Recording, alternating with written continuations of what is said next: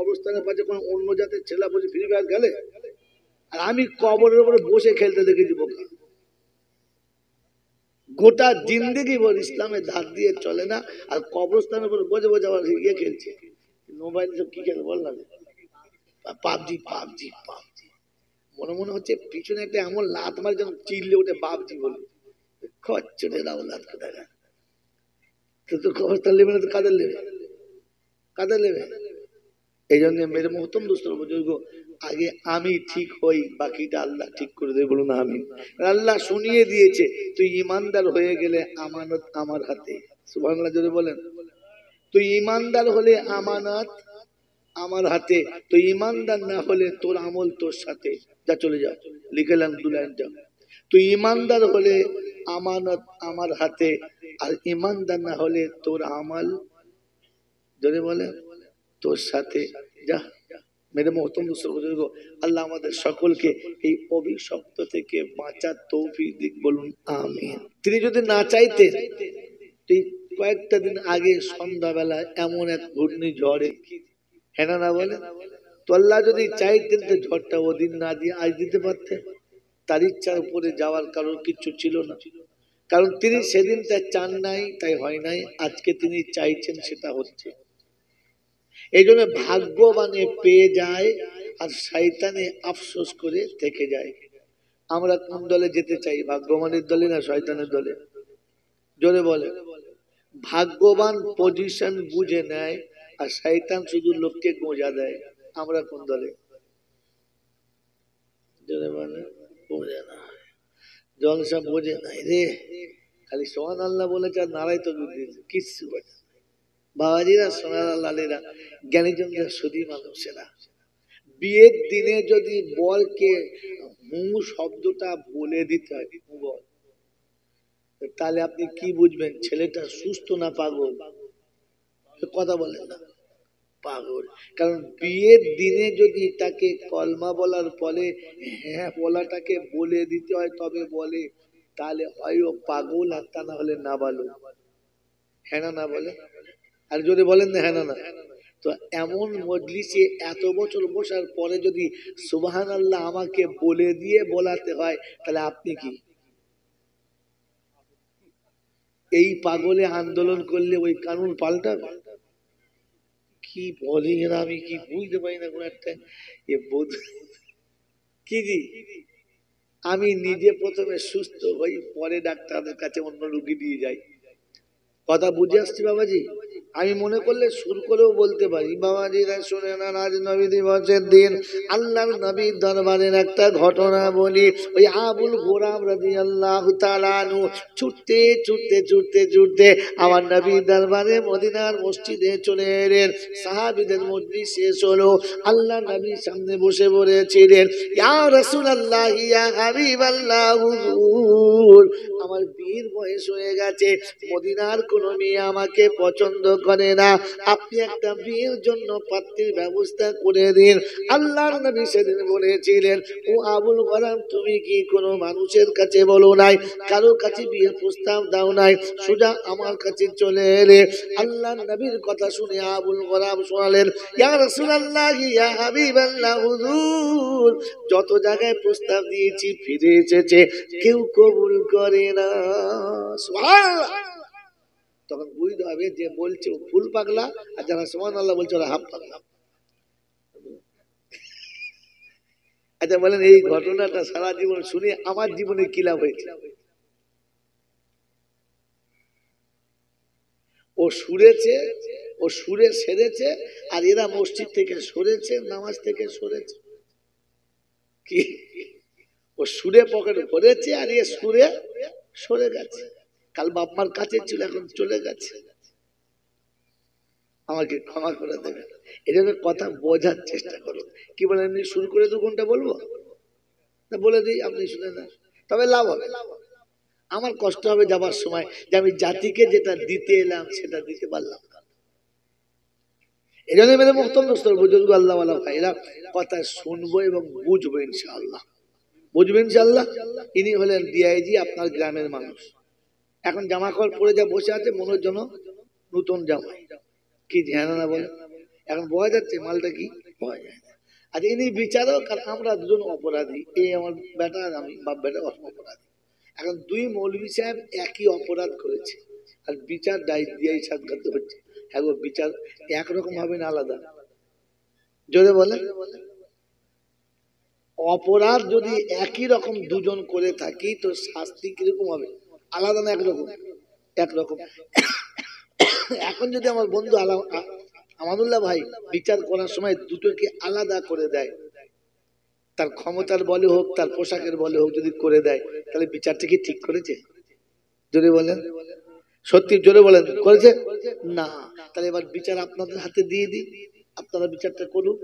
বন্ধু, আল্লাহ পাক রব্বুল আলামিনের দরবারে আজাজিল একটা ভুল করেছে, সেটা করে নাই। আর আদম একটা ভুল করেছে, নিষেধ মানে নাই। ভুল দুটো একই, ও মানে নাই, এও মানে নাই। কিন্তু আদম তওবা করে জান্নাতি হলো, আর আজাজিলের জন্য চিরতরে শয়তান হলো। বিচার ঠিক হয়েছে?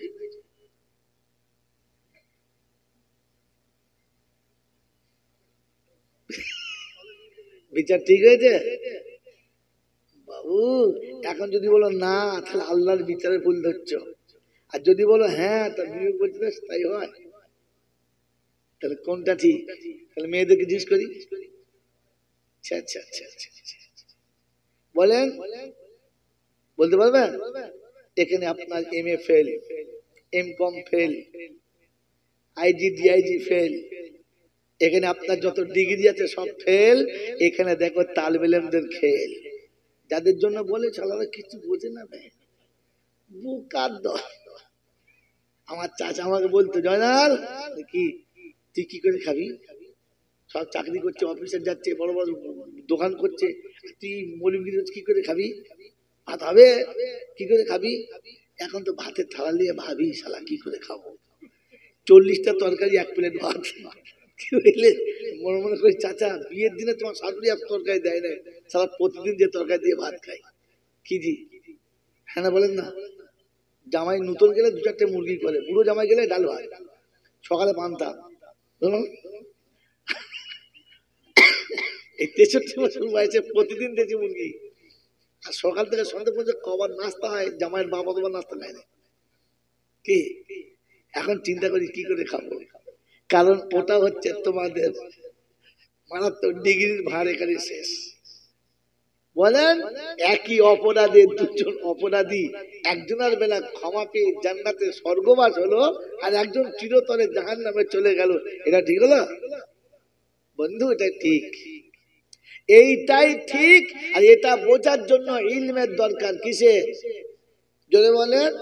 এজন্য কোরআনের প্রথম শব্দ ইকরা বিইসমি রাব্বিকাল্লাযী খালাক, খালাকাল ইনসানা মিন আলাক, ইকরা ওয়া রাব্বুকাল আকরাম আল্লাযী আল্লামা বিল কলম, আল্লামাল ইনসানা মা লাম ইয়ালাম। আমি কোরআনের দ্বারা, কলমের দ্বারা এমন কিছু শেখাবো যেটা মানব জাতি জানতো না, মানব জাতির কাছে ছিল না। শুনেছে আর রহমান আল্লামাল কোরআন খালাকাল ইনসান আল্লামাহুল বায়ান। আমি রহমান বানালাম ইনসান, শিখালাম কোরআন, শিখালাম বায়ান। আল্লাহ পাক শুনিয়ে দিয়েছেন ইন্নামা ইয়াখশাল্লাহা মিন ইবাদিহিল উলামা। আমার কাছে ভয় করার পাত্র হলো তারা, আলিম হলো, যদি বলেন যারা। আল্লাহ নবী বলেন খায়রুল হিকমাতি খাশিয়াতুল্লাহ, সব থেকে জ্ঞানী হলো তারা আল্লাহকে বেশি ভয় করে। আমরা কারা?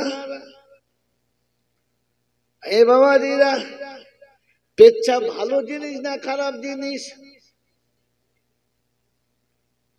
জোরে বলো।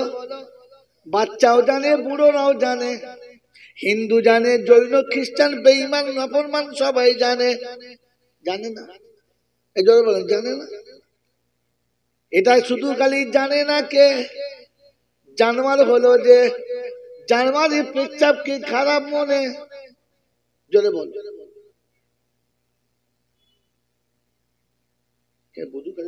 বোবা নাকি? কি গো, জানোয়ারের পেচ্ছাপকে খারাপ ভাবে? যদি খারাপ ভাবতো, পেচ্ছাপ করে নিজে খেত, একজন পেচ্ছাপ করলে আর একজন খেত। কারণ জানোয়ার ওটাকে খারাপ মনে, জোরে বলো, করে না। পেচ্ছাপকে খারাপ মনে করে না যারা, জানোয়ার হলো। লুঙ্গিতে মুছেছে যারা, ওরা কারা? প্যানে মুছে, কথা এরকম জানোয়ার দিয়ে গিয়ে আন্দোলন করছে। ছাগলের আবার দল আছে, পানি আসলে সব পালাবে। কি যতই বুদ্ধি দাও, আপনি আটকাতে পারবেন না। যদি বৃষ্টি এসে যায় না, তো জমির আলমাল ঝাঁপিয়ে পালাবে। সেজন্য মেরে মুক্তম দোস্তর বুজুর্গ, কথা ভাবেন, বোঝেন। বিচার আল্লাহর কাছে সমান, একদম কারেক্ট, খাঁটি। একজন চিরতরে জাহান্নামী, একজন জান্নাতে স্বর্গের শীর্ষস্থানে। বিচার কিন্তু ফাইনাল। কি করে হলো? তাহলে বলে দিই, আর কি বলবো বলো? তোমার তো বলতেই পারলে না, বলে দেবো? কি বলে দেবো? মেরে মুক্তম দোস্ত বুজুর্গ, আদম ভুল করার পরে মেনে নিয়েছে, আর শয়তান ভুল করার পরে বুদ্ধি বার করেছে। এবারে আরেকটা হাদিস বলতে আমাকে, আল্লাহ নবী বলতে, মান তাসাব্বাহা বিকওমিন ফাহুয়া মিনহু। তুমি যাদের সঙ্গে জীবনে মিল খাওয়াবে, হাসরে তাদের সঙ্গে তোমাকে তোলা হবে। আর বধুখালীর লোকেদের বলে যাচ্ছি, এলাকার লোকেদের বলে যাচ্ছি, শুনে রাখেন। ভুল করার পরে মেনে নেন, তাহলে আপনি আদমের সন্তান সে পরিচিতি পাবেন। আর ভুল করার পরে যদি বুদ্ধি বার করেন বাঁচার জন্য, তো তাহলে শয়তানের সঙ্গে আপনার হাসর হবে। এবার আপনি কোন দল, এখান থেকে ভেবে বাড়ি যাবেন। এটা আপনাদের মসজিদের ইমাম সাহেব বলবে না, বলতে পারে না। আমার পূর্বে কোনো বক্তা বলেছে কিনা জানি না, আর পরেও বলবে না। কারণ তাকে ভাবতে হবে নেমে বাড়ি যাবো কি করে। আমার তো টাইম হয়ে গেছে, দুদিন পরে যেতুম, তোমরা পাঠিয়ে দিলে আগে চলে যাবো, আর কি হবে?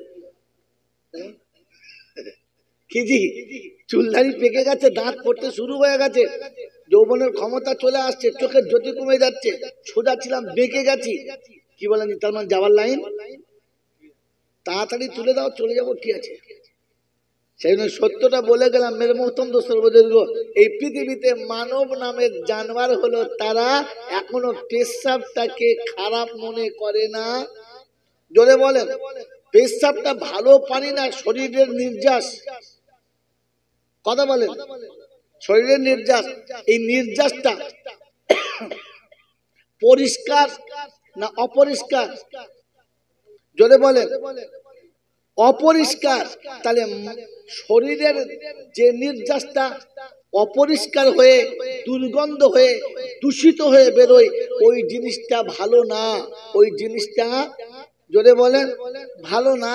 আল্লাহর পাক শোনাচ্ছেন, তোমার শরীরের নির্যাস যেটা ঝরে গেছে, অপবিত্র, যেটা বার হয়ে গেছে গেলাজাত, ওটা হলো পেশাব। ওইটা তুমি ব্যবহার করতে পারো। এটা জানোয়ারে জানে না। তুমি পৃথিবীর জমিনে উলঙ্গ গিয়েছিলে, এক সুতো নিয়ে যাও নাই। এই পৃথিবীতে আসার সময় দেহ ঢেকে চলে এসেছো, তার বেশি কে তো আনতে পারো নাই।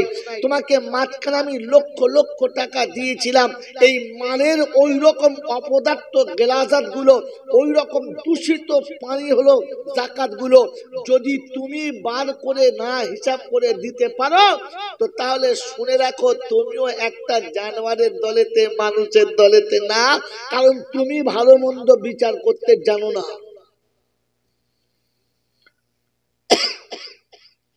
কথা বুঝে এসছে বাবাজি? শরীরের দূষিত পানি হলো পেশাব, আর মালের দূষিত পানি হলো জাকাত। বলেন, আমরা মোটামুটি 2-4 জন জাকাত দিই কি দিই না? হ্যাঁ না বলেন, 2-10 টাকা জাকাত দিই কি দিই না? একজনও নাই। কি বলেন, জাকাত দিই কি দিই না? দিই তো ইনশাল্লাহ। কারেন্টের বিল দেওয়ার সময় যেরকম হিসাব করে দিই, ইন্স্যুরেন্স কোম্পানিকে টাকা দেওয়ার সময় যেরকম হিসাব করে দিই, যেমন লটারি কাটার পরে যেমন টাকা হিসাব করে দিই, বন্ধু আল্লাহকে সাক্ষী রেখে বলো, আল্লাহকে সাক্ষী রেখে বলো, ওই যেরকম ইন্স্যুরেন্স কোম্পানির টাকা হিসাব করে দিয়েছেন, মালের টাকা কি ওই রকম জাকাত হিসাব করে দিয়েছেন?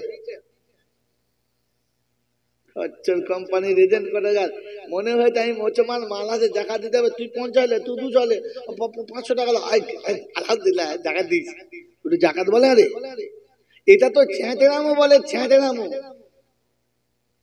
জাকাত দেনেওয়ালা হলো সে নিজের মালের টোটাল হিসাব করে বসে টাকা বার করে, যে কজন করেছি। জাকাত তোমার ইচ্ছা মতো সারা জীবন দিলে তুমি ফকির হয়ে গেলেও জাকাত শোধাবে না। কথা মনে থাকবে ইনশাআল্লাহ। মেরে মুহতরম দোস্তর বুজুর্গ আল্লাহওয়ালা ভাইরা বলেন, জলসা তো শুনতে এসেছি, মাথায় টুপি দিয়ে বসেছি, আল্লাহকে বিশ্বাস করি হ্যাঁ না? আল্লাহকে বিশ্বাস করার মানে কি?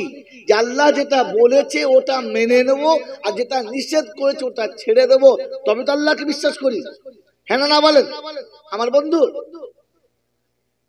কোন আত্মীয়র বাড়ি গেছেন, নূতন আত্মীয়র বাড়ি, আর যে আত্মীয়তাটা বড় বড় সূক্ষ্ম এবং খুব নাজুক, খুব লাজুক, বোঝেন না, একবার ঠুনকো যাকে বলে, এইরকম এক আত্মীয়র বাড়িতে গেছেন, তিনি সেরকম হাই ফাই মেজাজের মানুষ, আপনি তার বাড়ি গেছেন, সে আপনাকে সমাদরে কোলের কাছে বসিয়ে তার ইচ্ছা মতো টেবিলে টিফিন সাজিয়ে বলেছে, ভাই শুরু করুন। খেতে বসেছেন, আপনি শুরু করলেন, দুটো সাদা রসগোল্লা দেখে জান ঠান্ডা হয়ে গেছে, মনে হচ্ছে এটা আগে খাই।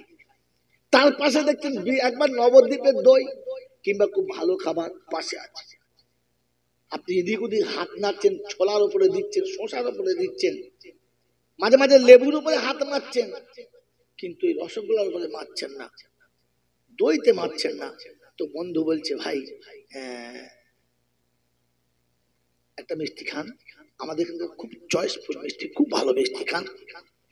বলছে, দেখুন আপনি আমাকে এটা খেতে বলবেন না। বলে, কেন? এটা কি হারাম? বললেন, না। তাহলে কি পচে গেছে? বললেন, না। আমি কি বিষ ভরেছি? বললেন, না। তবে খাবেন না কেন? হারাম না, বিষ ভরি নাই, পচে যায় নাই, খাবেন না কেন? তো বলছে, ভাই ডাক্তার নিষেধ করেছে, ডাক্তার নিষেধ করেছে, কারণ আমি যে রোগে রোগী, আমাকে এই মিষ্টিটা খাওয়া যাবে? কার কথা? কার কথা? ডাক্তারের কথা। কারণ তিনি জ্ঞানী, তিনি বিচক্ষণ, তিনি অভিজ্ঞ ব্যক্তি, তিনি জানেন এটা এই ব্যক্তিকে খাওয়া যাবে না। মেরে মুহতরম সর্বজর্গ, ওই রকম নাজুক আর ঠুনকো আত্মীয়তার কাছে গিয়ে আমি আমার দোষের কথা বলতে লজ্জা করি নাই, যে আমি একজন অসুস্থ রোগী, আপনি আমার উপরে প্রেসার দেবেন না, এটা আমি খেতে পারবো না, কারণ এটা ডাক্তার নিষেধ করেছে। যদিও এটা খাওয়া হারাম না, পচেও নাই, বিষাক্ত নয়, তবু খাবো না, কারণ ডাক্তারের নিষেধ আছে। বলেছেন না বলেন নাই? বলেছেন। আপনি মুসলমানের ছেলে, ভারতবর্ষে বাস করেন, সব রকম জাতির সঙ্গে তোমার আমার মিল আছে। আপনি কোন একজন সুদখোরের বাড়িতে গেছেন, কিংবা আপনি একজন মাতালের বাড়িতে গেছেন, কিংবা একজন হারামখোরের মজলিসে চলে গেছেন, তার মন জয় করেছেন, ঠিক আছে, কিন্তু খেতে বসে আপনি বলতে পারলেন না যে এই রকম 15 টাকার খাবারটা একেবারে নিষিদ্ধ, আল্লাহ হারাম করেছে, আপনি আমাকে প্রেসার দেবেন না, আমি একজন মুসলমান, এটা আমার জন্য মোটেই খাওয়া ঠিক না। কারণ তোমার ডাক্তারের থেকে সব থেকে বড় ডাক্তার যিনি উপরে বসে আছেন, তোমার জ্ঞানীর থেকে সব থেকে বড় জ্ঞানী যিনি উপরে বসে আছেন, ওই জ্ঞানী, বিশ্ব জ্ঞানী, বিশ্ব স্রষ্টা মহান আল্লাহ এটা তোমার জন্য হারাম করেছিল। এই হারামটাকে বন্ধুত্বর খাতিরে গিলে ফেললে, আর ডাক্তারের কথায় রসগোল্লা ছেড়ে দিলে, তুমি মুসলমানের বাচ্চা না ডাক্তারের বাচ্চা?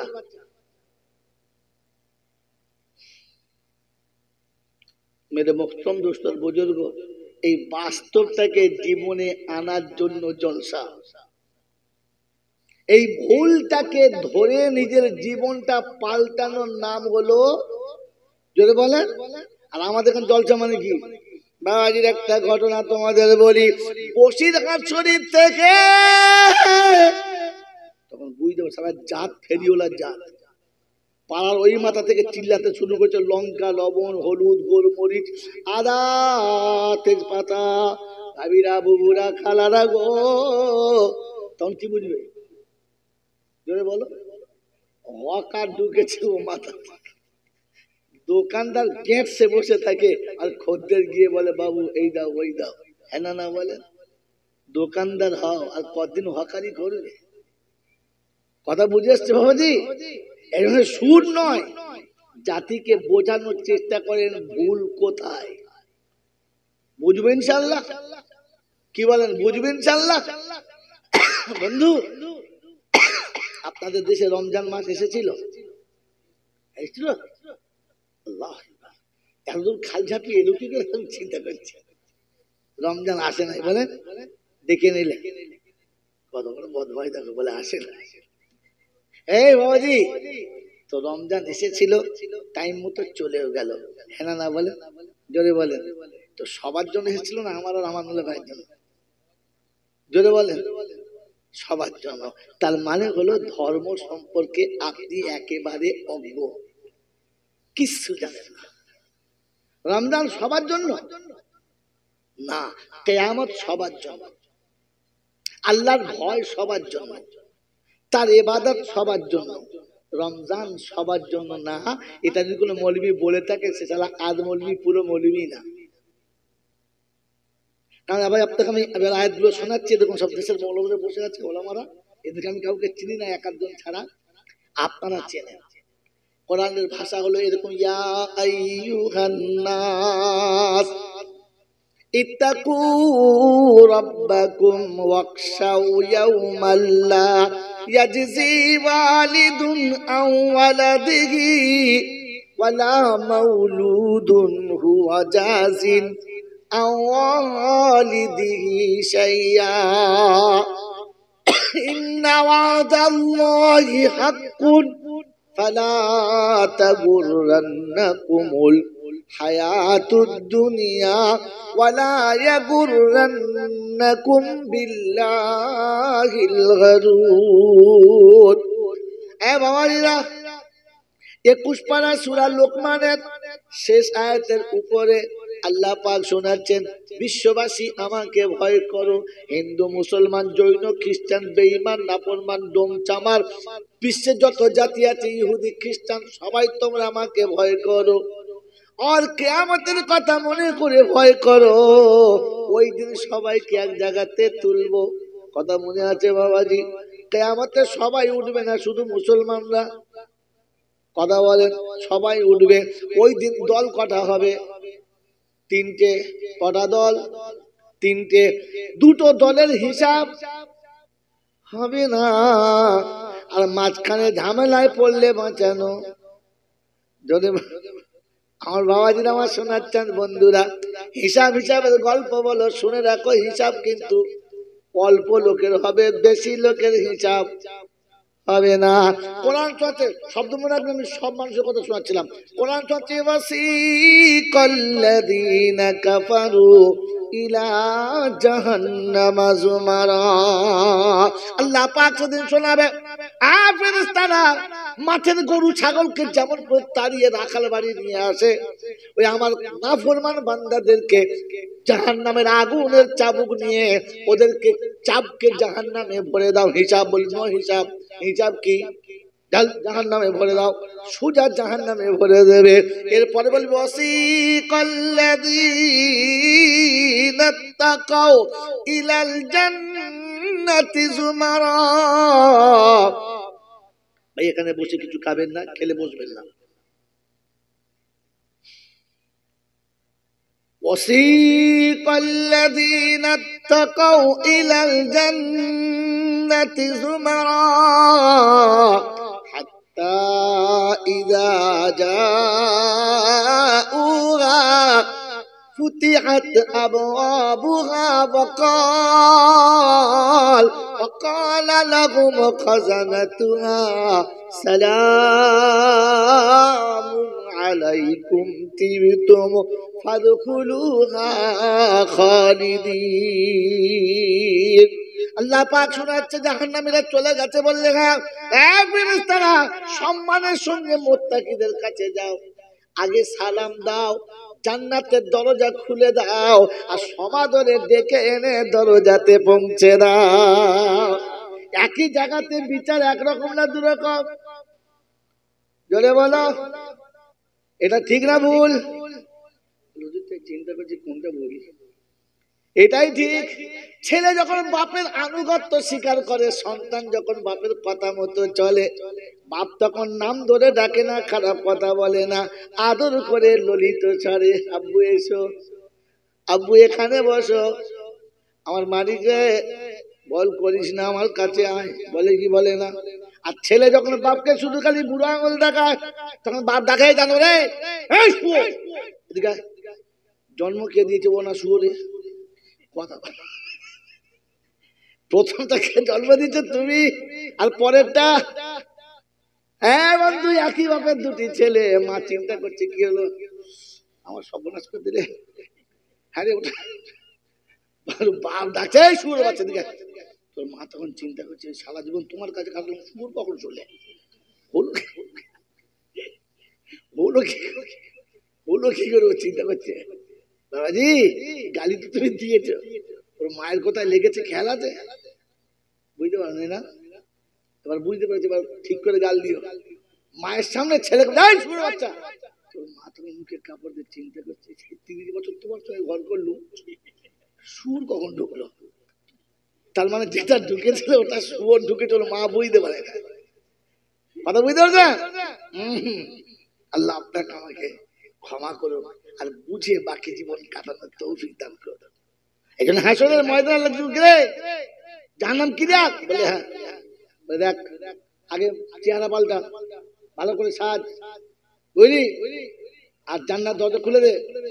প্রথম জান্নাতীদের কাছে গিয়ে সালাম দিবি। কি দিবি?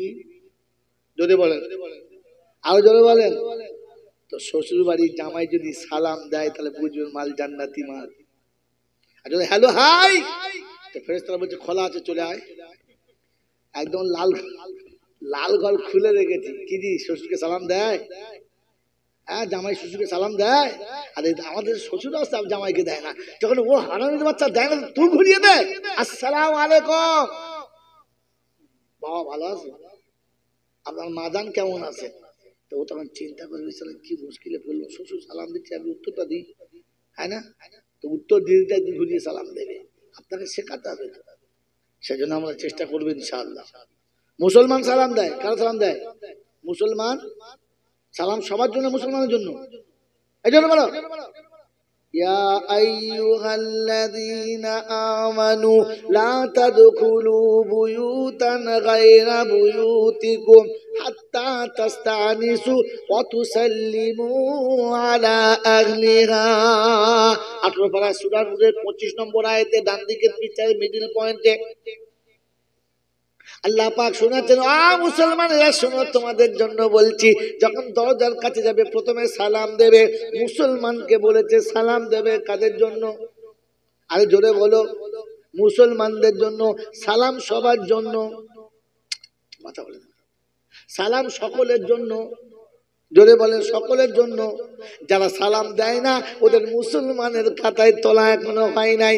ওই বাবাজি আমার আল্লাহওয়ালা ভাইরা, মুসলমানের খাতাতে যদি উঠতে চাও দরজার কাছে প্রথমে গিয়ে সালাম দাও। আমার আল্লাহ পাক শুনিয়ে দিয়েছে, অবিশ্ববাসী শুনে রেখে দাও। আমি আল্লাহ ইন্না সালাতি ওয়া নুসুকি ওয়া মাহইয়ায়া ওয়া মামাতি লিল্লাহি রাব্বিল আলামিন লা শারীকা লাহু ওয়া বিযালিকা উমিরতু ওয়া আনা আউয়ালুল মুসলিমিন। আমি প্রথম মুসলমান তোমাদের শোনাচ্ছি, ওই মুসলমানের নাম হলো মুহাম্মাদুর রাসূলুল্লাহ। স্যাম্পল ফাইলে মাল যদি মিল না খায় কোম্পানি নেবে? জোরে বলো, দেখতে যতই সুন্দর হোক আর ডিজাইন হোক, স্যাম্পলে যদি না মেলে কোম্পানি মাল নেবে না। আমার নবীর সাথে যদি জীবনই না মেলে তুমি মুসলমান হতে পারো? আরো জোরে বলেন। আমার বাবাজিরা আমার শোনার চান বন্ধুরা, আল্লাহ নবী দরজার কাছে গিয়ে বলতেন আসসালামু আলাইকুম ইয়া খাদিজা। শেষ জীবনে বলতেন আসসালামু আলাইকুম ইয়া আয়েশাতুল হুমায়রা।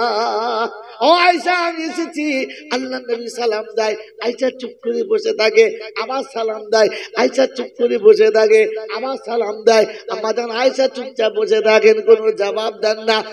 বাবাজিরা তৃতীয়বার সালাম দেওয়া হয়ে গেছে, নবী দরজার বাইরে চুপ করে বসে গেছে, অপেক্ষা করে বসে আছে। আমার আয়েশা কাঁচা ঘুমে ডাকা ঠিক হবে না। আয়েশার ঘুমটা যখন ভেঙে যাবে, আমি রাসূল আমাকে দেখতে পেলে বাহু ডুরে নেবে, ভালোবাসা বাড়বে।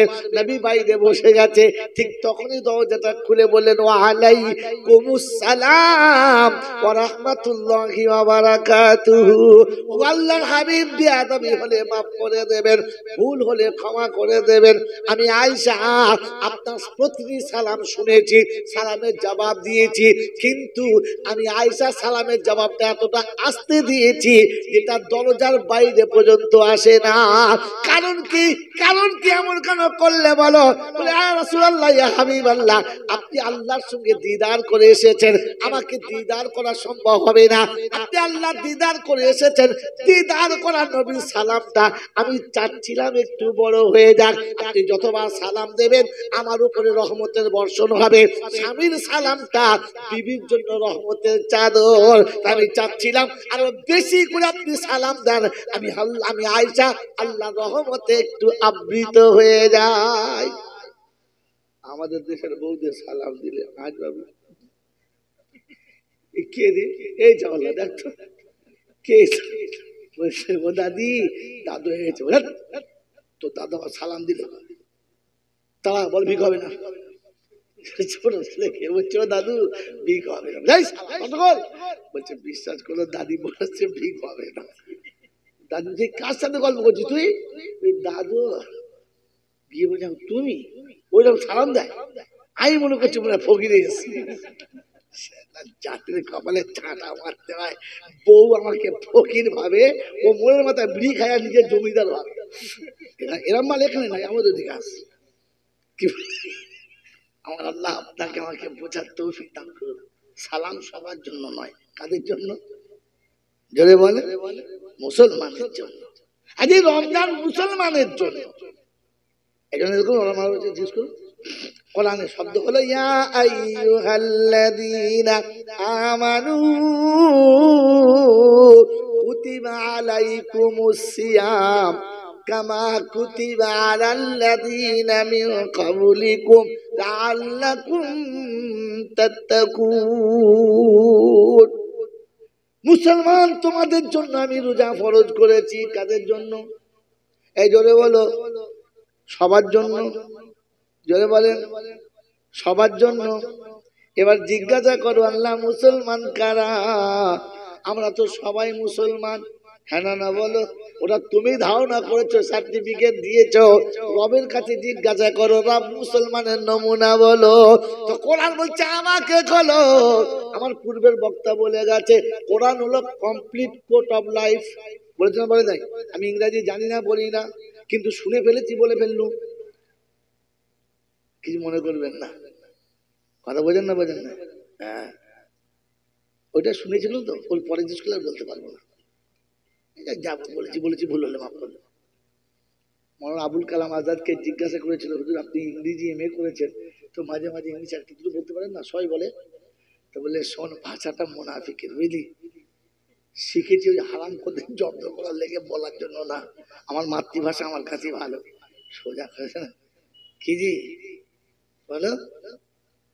আমাদের দেশে একটা প্রবাদ বাক্য আছে কিনা, আছে কিনা জানি না, কি জি বাংলা বলতে থতমত, ইংরেজি বলে হ্যাঁ, তখন বুঝতে হবে মাল আরামি মাল, প্রোডাকশন আলাদা, ফিল্টার আলাদা। এখানে পাশে বসে হাসে, বোকা কোথায়। মুসলমানের ছেলে সোজা করে বাংলা বলতে পারে না, ছেলেকে একবার পানির মতো বানাচ্ছে। কথা বলছেন না? বলছেন না? এখন ভাবেন বসে বসে আল্লাহ পাক শোনাচ্ছেন আমি রোজা ইমানদারদের জন্য দিয়েছি। তো বলে আল্লাহ তাআলা ঈমানদার মুসলমানদের নমুনা বলো। তো কোরআন বলছে ওয়াল্লাযী, এই আয়াতটা মনে রাখবেন, বাকি সব বলে যান। ওয়াল্লাযীনা আমানু ওয়া হাজারু ওয়া জাহাদু ফি সাবিলিল্লাহ ওয়াল্লাযীনা আওয়াউ ওয়া নাসারু উলাইকা হুমুল মুমিনুনা হাক্কান লাহুম মাগফিরাতুন ওয়া রিজকুন কারীম। বুঝতে না পারলেও সুবহানাল্লাহ বলেন। এই আয়াতটা শুনে সুবহানাল্লাহ বলেন। আল্লাহ পাক শোনা ঈমানদারদের কোনো পাপ থাকে না, থাকতে পারে না, আর আমি ঈমানদারদের কোনো পাপ রাখবো না, কথা দিয়েছি। আমরা সকলে জানতাম তওবা করলে গুনাহ মাফ হয়ে যায়, জানি না? জানি না, এই কথা বলেন না কেন? তো আমরা তওবা করবো, সবাই তৈরি ইনশাআল্লাহ? আল্লাহ বলেন ঈমানদারদের তওবা করতে লাগে না, আমি ওদের তওবা করিয়ে নিয়েছি, ওরা জানে না। এই বিষয়ে আজ বয়ান করবো না, তবে শুনিয়ে রাখছি, ঈমানদারদের তওবা করতে লাগে না, ওদের তওবা আল্লাহ করিয়ে নিয়েছে, ও জানেই না, ও জানেই না। এরকম শুনিয়ে দিচ্ছি, আমি আল্লাহ কথা দিচ্ছি, পাক্কা ঈমানদারদের গুনাহ মাফ, গুনাহ চলে বলেন, গুনাহ মাফ। আর কি দ্বিতীয় পুরস্কার হলো, আমি দুনিয়া এবং আখিরাতে ইজ্জতের খাবার খাওয়াবো, কখনো তাকে কারো কাছে লাঞ্ছিত করব। যদি বলেন, বাস দুটো কথা শুনে নেন, কিন্তু কাজ তিনটে, ফল দুটো, কাজ কটা? যদি বলেন কটা? 1 নম্বর ঈমানদার আছে কোথায়? 10 পারায় সূরা আনফালের 74 নম্বর আয়াতে, বাঁদিকের পৃষ্ঠাদের নিচে থেকে ঠিক 5টা লাইনের উপরে আল্লাহ পাক শোনাচ্ছেন, ওয়াল্লাযীনা আমানু ওয়া হাজারু, আমার ঈমানদার তারা, আমি তাদের ঈমানের সার্টিফিকেট দিচ্ছি। আমি ডাকলে সঙ্গে সঙ্গে হাজিরি দিয়েছে যারা ঈমানদার হলো। যদি বলেন, আমরা হাজিরি দিয়েছি, ডাকার পরে না আমার ইচ্ছা মতো, বলেন বলেন, আমরা যে যতটুকু নামাজ কালাম পড়ি আল্লাহর হুকুম মতো না আমার ইচ্ছা মতো, কথা বলেন, যদি বলেন আল্লাহর হুকুম মতো জোহরের নামাজ আসরের পরে পড়েছেন, মোচট কোথাকার, আল্লাহর হুকুম মতো। যদি বলো ফজরের নামাজ জোহরের সময় পড়েছেন আল্লাহর হুকুম মতো, কি উল্টো পাল্টা উদ্ভট বকে, ভাবি না, আরে কথা বুঝে বলতে হয়, বোকা কোথাকার। যখন মন গেছে জামাতে গেছি, যখন মন গেছে যাই নাই, যখন মন গেছে পড়েছি, যখন মন গেছে পড়ি নাই, শরীরে একটু কষ্ট বুঝেছি পড়ি নাই, যখন যা খেয়াল গেছে তাই করছি। কোনোদিন সুন্নত পড়েছি, কোনোদিন পড়ি নাই, কখনো নফল পড়েছি, কখনো নফল পড়ি নাই, কখনো আদান শুনে গেছি, কখনো আদান শেষ হয়ে যাওয়ার পর যখন মন গেছে তখন গেছি। আর কেউ ডাকতে গেলে কি বলেছে, ঠিক আছে যাবো, আপনি এসেছেন যাবো, চেষ্টা করব, দেখি যদি সময় হয়, কাজ যদি ফাঁকা হয়, কেউ যদি আমাকে না ডাকে, বউ যদি হাত ধরে না রাখে, যাবে কথা বলে। এতগুলো বাহানা বলেছে, তার মানে মালেরা যাবার ইচ্ছা, যদি বলে এরা আল্লাহর হুকুমে কথা। আর যত রকমের যা কিছু আছে সব ছেড়ে যেতে বলেছে, কাজ ছেড়ে যাব, দোকান বন্ধ করে যাব, দেখি খানিক পরে যাব, খদ্দেরটা ছেড়ে যাব না, দেখেছে সারা দাম। কোরআন এর জন্য শুনিয়ে দিচ্ছে, শোনো, আমি সপ্তাহে একদিন দেখেছি তোদেরকে সবাইকে, দেখেছেন দেখেন, সবাইকে না, শুধু কেন আমাকে, জোরে বলেন না। ইয়া আইয়ুহাল্লাযীনা আমানু ইযা নুদিয়া লিস-সালাহ, এদিকে তাকান, এই বাবা এদিকে তাকান, কথা মাথায় নোট নেন, আমি চলে গেলে কাল সকালবেলা মোরের মাথায় জল চা আরেকবার করবে। ইয়া আইয়ুহাল্লাযীনা আমানু ইযা নুদিয়া লিস-সালামি ইয়াউমিল জুমআহ, 28 পারা সূরা জুমার 8-9 নম্বর আয়াতে বাদিকের পৃষ্ঠার উপর থেকে দুটো লাইনের পরে আল্লাহ পাক বলেন, আই ঈমানদার, তোমাদের জুমার নামাজ জন্য ডেকেছি। কাদের ডেকেছে? ঈমানদারদের। পাক্কা ঈমানদার হলো তারা বিবিকে পাঠিয়ে বন্ধনের লোন খাচ্ছে যারা, সত্যিকারের ঈমানদার। সুদের ব্যবসা করে যারা, সত্যি ঈমানদার তারা।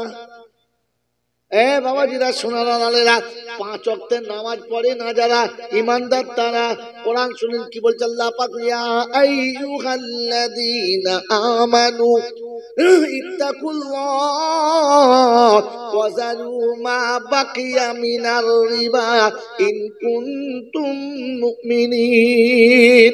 ও ঈমানের ধারণা কান্নেওয়ালারা, ঈমানের দাবি কান্নেওয়ালারা, যদি ঈমানের দাবিতে সত্য হতে চাও তাহলে এখনই থেকে এই মুহূর্ত থেকে সুদের টাকা থেকে তওবা করে নাও।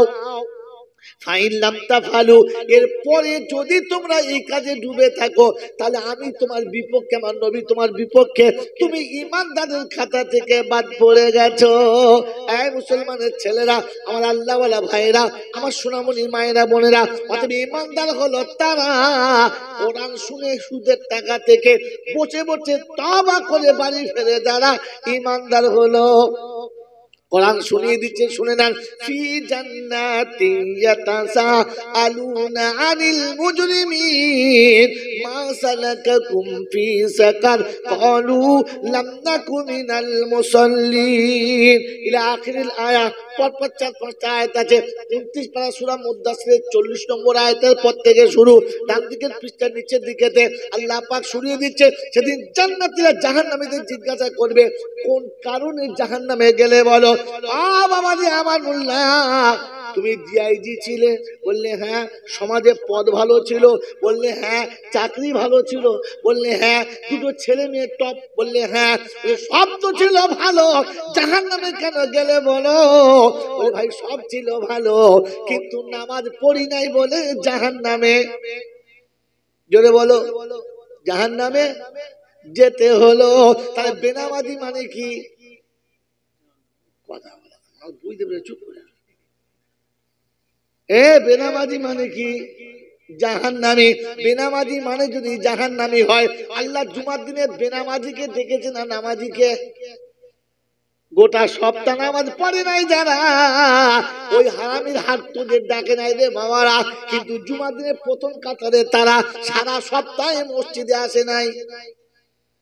যেটা বলো, ফেরেশতা যে চিন্তা করছে মাল কোথাকার, এটা আগে চেনা শোনা ছিল না বাজি।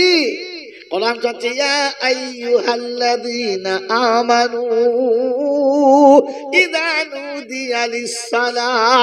আমার বাপজি নামাজ শোনাচ্ছেন বন্ধুরা, কোরআন আপনাকে শুনিয়ে দিয়েছে, ঈমানদার তোমাকে জুমার নামাজে আমি দেখেছি চলে এসো। সত্যিকারের ঈমানদার হলো তারা জন্ম দেওয়া বাপ মাকে দুমুঠো ভাত দেয় না।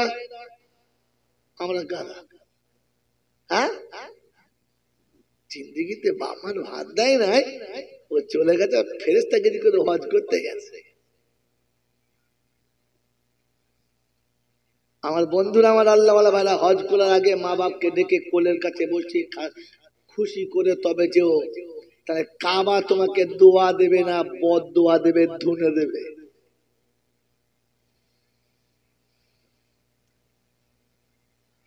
আল্লাহ পাক রহমানুর রহিম, এ কথা সত্য, 100 বার সত্য, হ্যাঁ না না?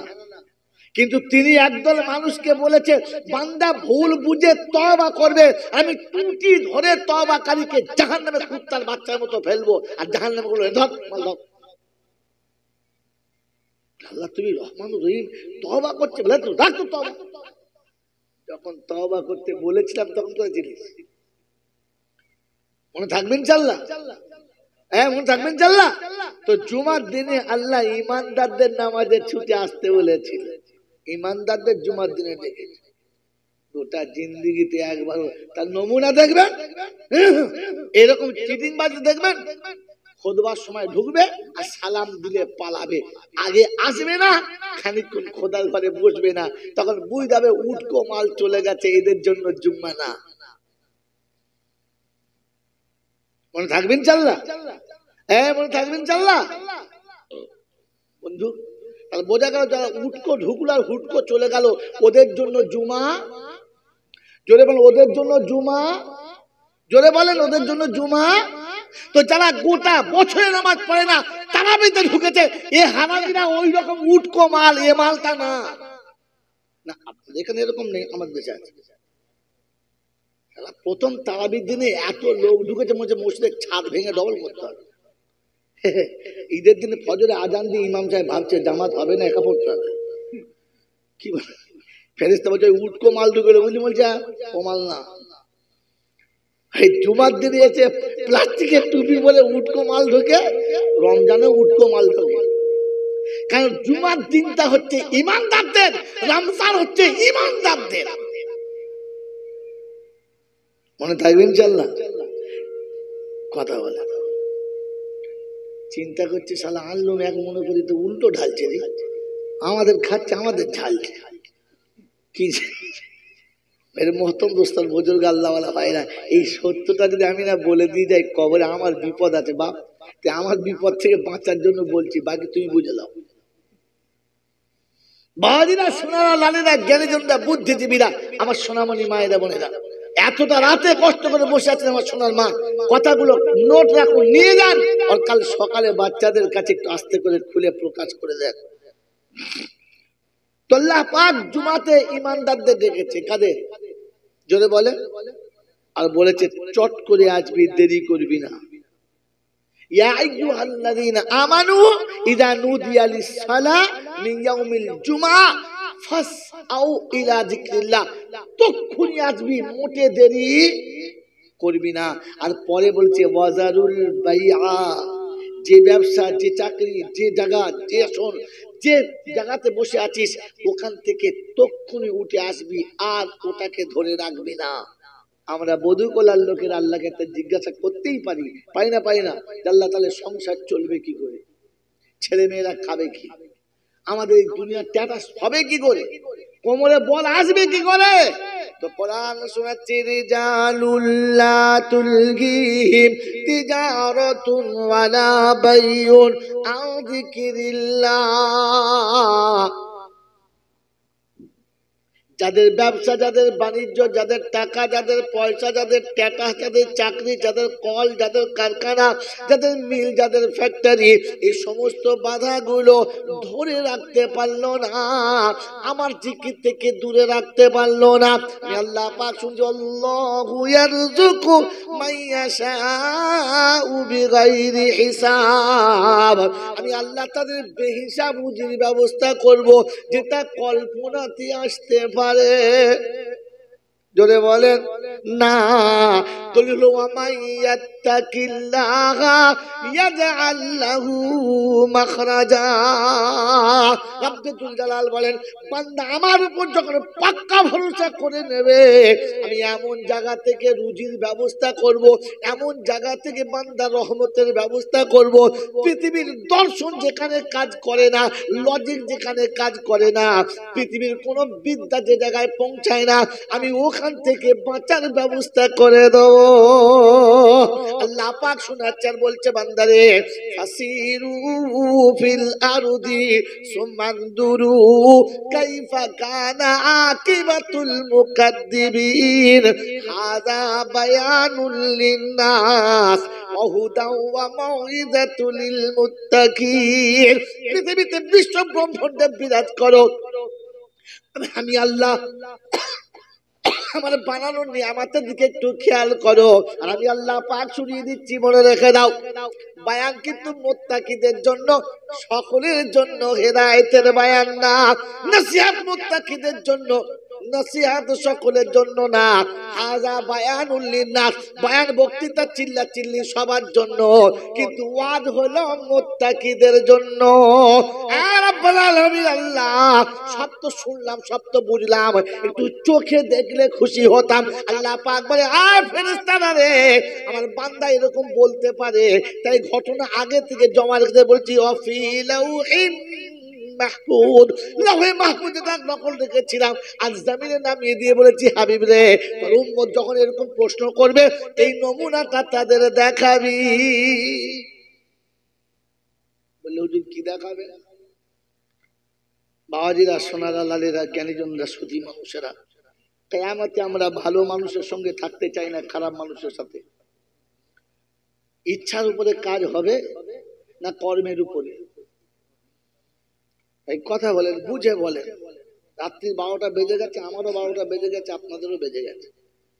এখন মন বলছে শুয়ে পড়ি, আর জল চলার বলছে টেনে ধরি। কি কথা বলেন, ঠান্ডা মাথায় বলেন। কিয়ামতের ময়দানে আমরা ভালো মানুষের সঙ্গে জান্নাতে যেতে চাই না খারাপ মানুষের সঙ্গে জাহান্নামী হতে চাই? কোনটা? জোরে বলেন, কথা বলেন। ভালো মানুষের সঙ্গে। এই মুখের কথায় আর ইচ্ছার উপরে হবে না কর্মের উপরে? জোরে বলেন। আচ্ছা একটা কথা বলি, তাহলে বলে দিই আপনাকে, একটা কথা বলি, একটা জায়গায় বলি একসঙ্গে দুটো উত্তর, 2 in 1, এক প্রশ্নের ভিতর দুটো উত্তর। কিরকম বলেন? নবী মুসা ভালো মানুষ না খারাপ মানুষ? নবী মুসা ভালো মানুষ না খারাপ মানুষ? কথা বলেন না কেন আপনারা? ভালো মানুষ। নবী মুসার সঙ্গে থাকতে চান? যদি বলেন চান, ইনশাআল্লাহ বলেন, বলেন আল্লাহ আলহামদুলিল্লাহ। থাকতে চান? আলহামদুলিল্লাহ। বলেন ফেরাউন লোকটা ভালো মানুষ না খারাপ মানুষ? খারাপ মানুষ। এই ফেরাউনের সঙ্গে থাকতে চান না? তাহলে ফেরাউনের সঙ্গে থাকতে চান না, আর মুসাকে ছাড়তে, যদি বলেন, এটা শুধু মুখের কথায় হবে না, আমল দিয়ে দেখাতে হবে। জোরে বলো। মুসা নবী যখন উম্মতের কাছে দাওয়াত নিয়ে গেছে, সবাই মেনেছে, ফেরাউন মানল না। কথা এখান থেকে আমি কিন্তু পয়েন্ট বার করে আপনাকে শোনাচ্ছি। নবী মুসা দাওয়াত নিয়ে গেছে কোরআনের কথা, ফেরাউন মানল। জোরে বলেন। গোটা জীবন আমাদের কাছে ওলামারা কোরআনের যে দাওয়াত দিয়েছে মেনেছি, তো কার সাথে আমার হাসর হবে বুঝে না। সালার টুপি যতই থাক আর দাড়ি যতই থাক, কারণ ফেরাউনের দাড়ি ছোট ছিল না, ছিল। মাল বোঝে না এখনো পর্যন্ত, খালি জলসা শোনাতে সল্লালা করে। ফেরাউন মুসার কথা কোনোদিন মানে নাই, আর আমরা ওলামাদের কথা কোনোদিন, যাতে ফেরাউন সেজে সেফাতে মুসা হয়ে বসে আছে। হ্যাঁ বন্ধু বলেন, ফেরাউন বলতো যেটা আমি করব সেটাই শেষ কথা, মুসা তোর কথা চলবে না। আর আমরাও পার্টি পঞ্চায়েতের নেতা হয়ে দেশের মাথা হয়ে বলি যেটা আমরা বলবো সেইটা। মৌলবীরা বোঝে না, ওদের কথা চলবে না। বলি না, বলি না? কথা বলেন একবার, সত্য কথা বলি কি বলি না? তাহলে এবার বুঝে না আমার কার সাথে হাসর হবে। নাম্বার 2। নাম্বার 3, আল্লাহওয়ালা ভাইরা, মুসা তার ভক্তদের বলেছিল মসজিদ আবাদ করো। মসজিদ আবাদ করতে শুরু করেছে, তো তখন দেখেছে সর্বনাশ, তাহলে মুসার দল বেড়ে যাবে। ফেরাউন বললে মসজিদ ভেঙে দাও, মসজিদ কি ভেঙে দাও। মসজিদ ভেঙে দিলে ওই সময় ফেরাউনের দলের সাথে মুসার দলে মারামারি করে নাই, ছুটে গিয়ে প্রথমে মুসার কাছে বলেছে, মুসা তুই তো বললি ইবাদত করতে, মসজিদ তো ভেঙে দিয়েছে, কি করবো? তো ফেরাউন যখন ভেঙে দিয়েছে, ফেরাউনের কাজ হলো মসজিদ ভেঙে দেওয়া, আর মুসার দলের কাজ হলো ওলামাদের কাছে গিয়ে মাথা গুঁজে রাস্তা চাওয়া। বলেছেন কোনোদিন? না নিজেই কাপড় বেঁধে দাঁড়িয়ে বলছে নারায়ে তাকবীর, ইনকিলাব জিন্দাবাদ। বলছে মেরে শালাকে প্রথম বাদ দে, প্রথম বাদ কর। দলের নেতা নাই, ফেতা নাই, কেতা নাই, চলে গেছে মারবাড়ি। আগে সোজা হয়, সোজা হয়, কোরআন জীবনে ফিট খাওয়া। বন্ধু, মুসার দলের লোকেরা ফেরাউনের সঙ্গে অশান্তি করে নাই মসজিদ ভেঙেছে বলে, সোজা এসে নবীর কাছে শেখায়, নবী এই অবস্থা কি করব? তো নবী বললেন আচ্ছা দাঁড়াও আমি জিজ্ঞাসা করি। আল্লাহকে জিজ্ঞাসা করলো, আল্লাহ এই তো অবস্থা এরকম, কি করব তুই বলে দে, আমার উম্মত কোথায় যাবে বলে দে। তো আল্লাহ বলে একটা কাজ কর, আর মসজিদে যেতে হবে না, ঘরের দাবায় আজান দেয়, নামাজ পড়ে নে, প্রত্যেকটি ঘরকে মসজিদ বলে কবুল করে দেবো। এবারে এক জায়গায় আজান হচ্ছিল, ক জায়গায়? যদি বলে এক জায়গায়, ক জায়গায় হচ্ছিল? এক জায়গায়। এখন আজান হচ্ছে ক জায়গায়? গোটা ফেরাউনের শহরে আজান হচ্ছে। চিন্তা করছি সর্বনাশ, কি হচ্ছে? ভূমিকম্প করতে শুরু হলো, তো লোক ছুটে গিয়ে বলছে ফেরাউন বলে কি বলতো, তোর সংসারে আগুন লেগেছে। বলে কি করে? বলে এক জায়গায় আজান হচ্ছিল, এখন ক জায়গায় হচ্ছে দেখ। কেন? বললে ওদের খোদা বলেছে ঘর দাবায় আজান নামাজ পড়লে। মসজিদ ভেঙে লাভ হয়নি তো? তো একদিন এই শয়তানের মাথা ঘুরবে যে মসজিদ ভেঙে লাভ হয়নি। এ বন্ধু এটা শুনে রেখে দেন, আজ ইতিহাস আপনাকে শুনিয়ে দিয়ে যাচ্ছি। যদি আমি ইতিহাসের ছাত্র না, আমি ইতিহাসে বয়ান করি না, কিন্তু পরিস্থিতির অনুকূলে এসে আমাকে বলতে বাধ্য হতে হচ্ছে। বন্ধু আল্লাহওয়ালা ভাইরা, তো সেদিন মুসার প্রত্যেকটি উম্মত মসজিদ ছেড়ে যখন ঘরের দাওয়ায় আজান দিয়ে নামাজ পড়েছে, তো সেদিন ফেরাউনের ভেতরে টনক লড়েছে, না এ ঝাড় রাখা যাবে না, এ ঝাড় রাখলে আমার বাঁশ যাবে, তাই না থাকবে বাঁশ আর না বাজবে বাঁশি, উড়িয়ে দাও। প্ল্যান করেছে এদেরকে দেশ থেকে তাড়িয়ে দাও। আজ আমাদের দেশে প্ল্যান চলছে এদেরকে দেশ থেকে। এই বাবাজি ছকে পড়ে গেছে না যায় নাই? কথা বলেন না কেন? বাবরি ভেঙে জব্দ করতে পারলো না, অযোধ্যা ভেঙে জব্দ করতে পারলো না, মুসলমান অনেক কিছু করে জব্দ করতে পারলো না। এখন চিন্তা করছে এরা নিজে নিজে সব দাঁড়িয়ে পড়ছে। এখন বুঝতে পেরেছে ঝাড় রাখা যাবে না, এই ঝাড় থাকলে এমন বাঁশ দেবে কি। কারণ এরা সেই জাতি যারা ইংরেজের মতো শক্তিধরকে, যারা ভারতবর্ষের বুকে একদিন বলতো যে আমাদের রাজত্বে কখনো সূর্য ডোবে না, ওই রকম একজন ক্ষমতাধর জাতিকে যারা কুত্তার মতো তাড়াতে বাধ্য করেছে, আমরা তো তাদের সামনে একেবারে খেক শিয়ালের দল। বুক্কা ওয়া করতে হবে না, আওয়াজ তুলি পালাতে হবে।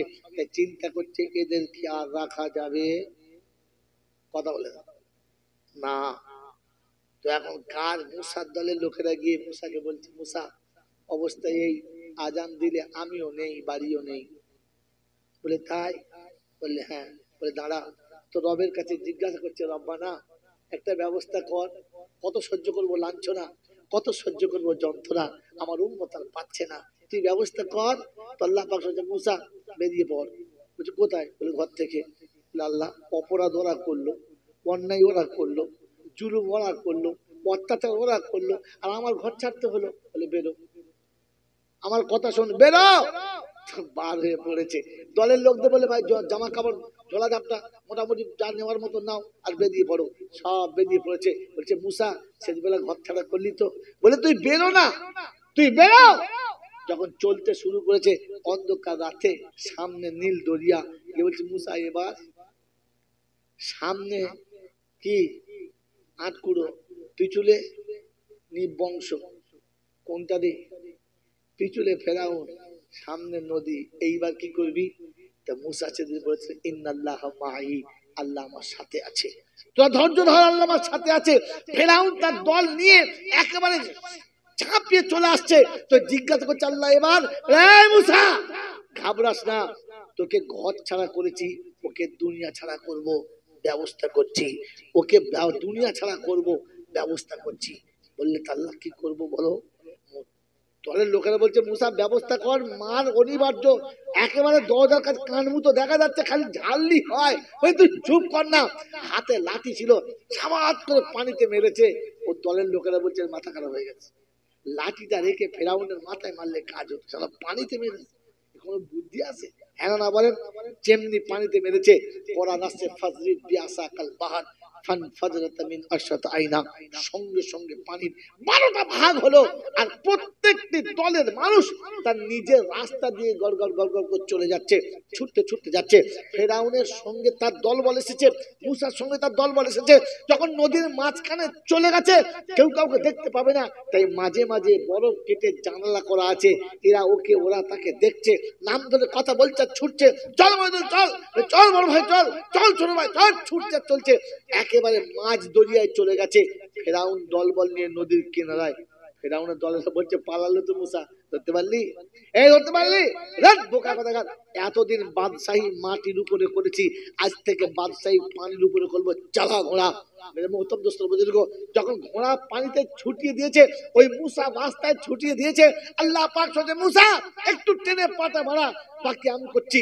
উপরে মুসা পাটা বাড়িয়েছে, আর তলা দিয়ে জিবরাইল জমিন টেনে ছোট করে দিয়েছে, মুসাকে টপকে কিনারায় তুলে দিয়েছে, আর ফেরাউনকে টেনে মাঝখানে এনে বলেছে আল্লাহ পাক সোচে পানি, আল্লাহ কাজ চালা। যেমনি বলেছে কাজ চালা, সাপাটে পানি ফেটে গেছে আর পুরো ডুবে গেছে।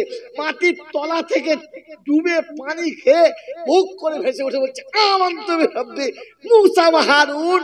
তো জিবরাইল বলছে ফেরাউন এখন মনে পড়েছে মুসা ওয়া হারুন টুটি ধরে পাকে চেপে ধরেছে, আর ইঁদুরের ছানার মতো ছটফট করে মরেছে। মেরে সমুদ্রের তলা দিয়ে রাস্তা, পৃথিবীর কোনো লজিক বলে না, পৃথিবীর কোনো দর্শন বলে না, পৃথিবীর কোনো যুক্তি বলে না, কিন্তু আল্লাহ পাক রব্বুল আলামিন ওয়ামান ইয়াত্তাকিল্লাহ ইয়াজআল লাহু মাখরাজা, বান্দা যখন আমার উপরে ভরসা করে সমুদ্রের কিনারে চলে এসেছে, আমি মাটি ফাঁক করে পানি ফাঁক করে আমার উম্মতকে, আমার বান্দাকে বাঁচিয়ে নিয়েছি। কথা দিয়েছিলাম ওয়ালা তাহিনু ওয়ালা তাহজানু ওয়া আনতুমুল আলাউনা ইন কুনতুম মুমিনিন, তুমি লজ্জিত হবে না, তোমাকে লজ্জা দিতে পারবে না, আর তোমার দিকে যে আঙ্গুল তুলবে আমি তাকে খতম করে দেবো। ফেরাউনকে দেখিয়ে দিয়েছি। মেরে মুহতারাম দোস্ত বুজুর্গ আল্লাহ ওয়ালা ভাইরা, এরকম ফেরাউনের সঙ্গে আপনার আমার ওঠার ইচ্ছা আছে? কথা বলে ইচ্ছা আছে? তো ফেরাউন আল্লাহর দেওয়া তকদিরকে বিশ্বাস করতো না, বলতো যা করবো আমি করব। হ্যাঁ না না, আমরা বিশ্বাস করি, এই আমরা বিশ্বাস করি, তকদির বিশ্বাস করি, ভাগ্যে যা আছে কে লিখেছে, এই ভাগ্য বিশ্বাস করি। জোরে বলেন হ্যাঁ না না। ভাগ্যের মালিক কে? জোরে বলেন ভাগ্যের মালিক কে? ভাগ্য লিখেছে কে? আল্লাহ। বিশ্বাস করি, বিশ্বাস করি। 60 বছরের বুড়ো সোজা হতে পারে না, আন্ডার প্যান্ট পরে, তার উপরে গামছা পরে, আর সকালবেলা কোদাল কাঁধে নিয়ে বিড়ি টানছে, যাচ্ছে ছুটতে ছুটতে। ইমাম সাহেব জিজ্ঞেস কোথায় যাচ্ছ? লাল বাবা বলি না, বর্ষাকাল পানি হচ্ছে, যদি এই সময় বাঁধটা বেঁধে নেই, সব পানি বেরিয়ে গেলে চাষ করবে কি করে? জমি ডালটা ভালো করে ছেটে দিই। বলি চাষ তুমি মরে যাবে, বুড়ো হয়ে গেছো, এই বুড়ো বয়সে এমন কাজ করতে কেন যাচ্ছ তুমি? অসুস্থ হয়ে যাবে, ঠান্ডা লাগবে। বলছে বাবা কি করবো, আমার দুটো ছোট ছোট ছেলে, ওদের ভবিষ্যতের জন্য কিছু আমি করে যাই, একেবারে ছেলেগুলো আমি চলে গেলে নিঃস্ব হয়ে যাবে, তাই ওদের ভবিষ্যতের জন্য আমাকে মাঠে নামতে হয়েছে। কাদের ভবিষ্যতের জন্য? জোরে বলে। ছেলেদের ভবিষ্যতের মালিক কে? এই শালাকে আল্লাহ বললেন, রে ফেরাউন, আমি আমার রহমতের কলমে তোর ছেলের ভাগ্য লিখেছি, তুই সকালবেলা বাসি মুখে কোদাল দিয়ে লিখছিস, তোর কোদালের ডগে ছেলের ভাগ্য তৈরি করছিস। ছেলের ভবিষ্যতে কোদালে লিখেছ, আল্লাহর ভরসা নেই। কিয়ামত কার সাথে হবে? মুসার সঙ্গে, ফেরাউনের সঙ্গে। এখান থেকে বসে চিন্তা করে যাও, টুপি মাথাতে বসে বসে বছরটা জলসা দিয়ে মনে মনে করছে ইনশাআল্লাহ মেরে দিয়েছি। মেরে দিয়েছেন না মরে গিয়েছেন, ওটা চিন্তা করে যান, মনে থাকবে ইনশাআল্লাহ। তো ফেরাউন তকদির বিশ্বাস করতো না, আমিও বিশ্বাস যদি বলেন করি। হ্যাঁ, 65 বছর বয়স, আন্ডার প্যান্টের উপরে গামছা পরা, কি দি কথা বলেন না। দুপুর বেলা ইঞ্জিন ভ্যান চালিয়ে এসে মুড়ির দোকানে বসেছে, কথা বলি না, মুড়ির দোকানে বসেছে, তাকে প্যান্ট ফাটা, ভেতরে আন্ডার প্যান্ট দেখা যাচ্ছে। দোকানদার বলছে ও চাচা ভালো কাপড় চোপড় পরে, তোমার লুঙ্গি ছিঁড়ে আন্ডার প্যান্ট দেখা যাবে, বাবু দেখা যাক, পয়সা কিনে বলো ওর মুড়ি দাও। 5 টাকার মুড়ি কিনে কলের পানি ঢেলে দিয়েছে। ছাঁচু দেবো? বলছে না, দুটো চপ, কথা বলে যাচ্ছে, লঙ্কা দিয়ে দিবি, কাঁচা লঙ্কা দে, আর শুকনো মুড়ি পানি দিয়ে ফিচে লঙ্কা দিয়ে মেরে দিয়েছে, তাও ভালো করে খায় নাই। সন্দেহ হয়েছে মগরিবের কাছাকাছি, দুজন এসে বলছে চাচা, বলে কি, বলে ধসা যাবে? বলে কেন? আমার কিছু মাল আছে, অন্ধকার হয়েছে রুমে যাবো না। বলি শোনো চাচা, ক টাকা নেবে বলো না। কি মাল আছে? বলে এই সবজি মাল আছে, কালকে এসে বাজারে বেচবো। বলে শোন বাবা, যদি 200 টাকা দিস তাহলে যাবো। সর্বনাশ, 200 টাকা? তবে তুই যা, যাবো না। বলছি চাচা তো কেউ নেই, তুমি চলো, 10 টাকা দাও। 200 টাকা পকেটে ভরে চলে গেছে। হালকা হালকা শীত, কি বুঝলে, পৌষ মাসের শুরু, হালকা শীত, আর ওই কতগুলো মাল চাপিয়েছে।